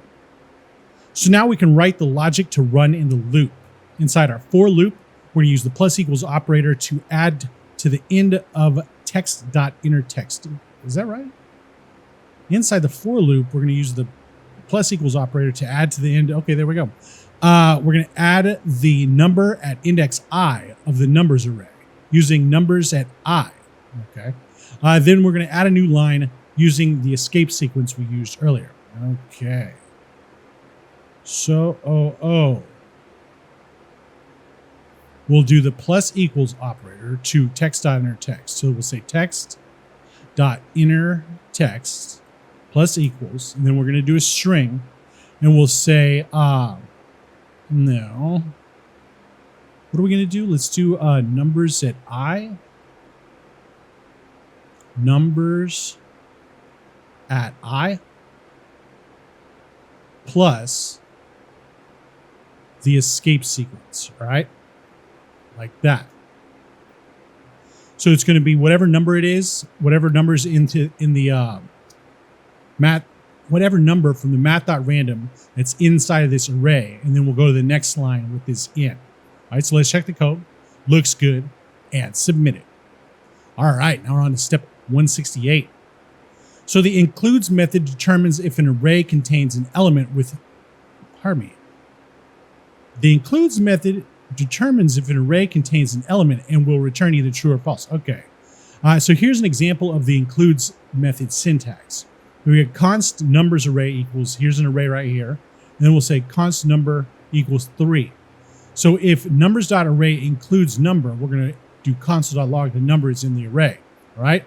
So we're going to do this thing, dot includes number, right? And since 3 is in it, it will say the number is in the array, right? So it'll either give a true or false. If we put like constant number equals 6, it would just skip this because it wouldn't be in the array, right? So after our for loop, we're going to add an if statement to check if the guess is in the numbers array. We can use the includes method to check if the array contains the guess. All right. So we'll do an if statement, if, and then we'll say, what are we going to do? Numbers dot includes, numbers dot includes, and then we'll put guess in there, right? And then we'll do this. So basically, it's going to check this thing, which it's going to be an array with 10 numbers in it, all random. And it's going to check to see if our guess is in there using this for loop. And if it is, we'll do something. And if not, we'll do something else. All right, so let's check the code. Looks good. and submit it. Pardon me. So now we're on to step 169. Inside the if statement, we're going to add the string right. You win 20 gold to the end of text.innerText. Also, we're going to add 20 to the value of gold and update the gold text.innerText. All right. So we'll say text.innerText plus equals, and then we'll say right. Whoa. We'll have the string right, not tight. Come on now. Right. And we'll say you win 20 gold exclamation point, right? So we've got that. And the next part is we're going to say gold plus equals 20. And then after that, we'll say gold text dot inner text now equals gold. All right. So let's check the code. Looks good, and submit it. All right, now we're on to step 170. So now we're going to add an else statement, and inside we're going to add wrong. You lose 10 health to the end of text.innerText. So we'll subtract 10 from health and update the health text.innerText. All right. So let's just take this stuff right here, all of 279 up to the end of 276. All right, let's throw an else in there. Let's drop this and let's change some of this stuff up. We'll say wrong right here. Wrong. You lose 10 health. All right. So we'll change this. Lose 10 health. All right. Health minus equals 10. And health text.innerText equals health. So health text.innerText equals health. All right. And so that should be it. Let's check the code. Looks good. And let's go check it. Let's go do this. Oh, well, we haven't figured out how to do that yet. Yeah, we haven't set it up yet. So we still have a little ways to go. Let's check the code. Looks good. And all right. And now we're on to step 171. So since we subtracted health from the player, we need to check if the player's health is less than or equal to 0. So if it is, we're going to call lose function. All right. So we're going to make another if statement right here inside of the else statement. And we'll say if health is less than 0. Whoops. What we're going to do here is we'll say lose. All right. We'll do the lose function like this. Cap it off with a semicolon. Check the code. Yep. If health is less than 0. Health is less than 0. Lose. Our if statement. Less than or equal to. Okay. Boink. How about that? Check it. Looks good. And submit it. All right. Now on to step 72. So looking at our kill monster object, button functions currently has 3 GoTown variables. We're going to replace the third one with Easter egg. And this is how a player will access the hidden feature of the game. We're not going to change the button text, all right? So we'll just come over here and we'll change it to Easter egg. All right. And that's the end of that. Well, now we can actually check this thing too. So let's go slap the monster around. Let's go get the slime. Blap, blap, blap, blap. All right. Go town. We know which one it is. Check it. 2. See? All right. So this is the for loop that we did in... Oh, we can't go back.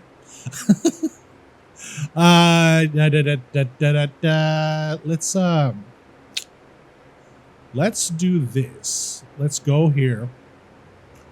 And I mean, you know what you can do. You can, if you feel like it, you can go back and stop this or whatever. Anyway, so we've got all the juice right here. So let's check it out. Let's go down to the Easter egg. There it is, Easter egg. And then here's the pick. Okay. So first it's doing the push. Okay. So we're doing the numbers.push. We're pushing all these random numbers in here. All right. So we're doing that. Let's do another one. And we can see it's doing random numbers again and do it again. Oh, we lost health that time. Right. So it's pushing the random numbers into an array, 10 of them. Right. And then we're doing the for loop here.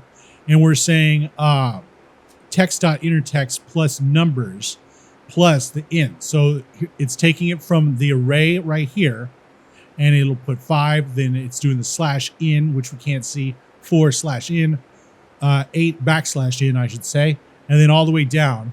And then it's either doing wrong, you lose 10 health, or right, you win 20 gold. Let's do it again. Oh my God, we're gonna die. All right, go to town square. Anyway, so yeah, there's that. And then we can go to the store and we can use all our gambling winnings to buy more health. And then we can go back to the slime and go kill him again and, pardon me, go get more health and more gambling gold. Anyway, so that's how the game works. I don't really feel like doing a run through. This is literally my 3rd time recording this thing. But there's that. So that's pretty much it. We're done with that. Let's come up here to get out of here, or come down here, or come back up here, wherever it is. There it is. Check the code. Looks good. And submit it. All right. So that's the end of Learn Basic JavaScript by building a role-playing game. So now we're on to learn form validation by building a calorie counter. And we'll see you next time.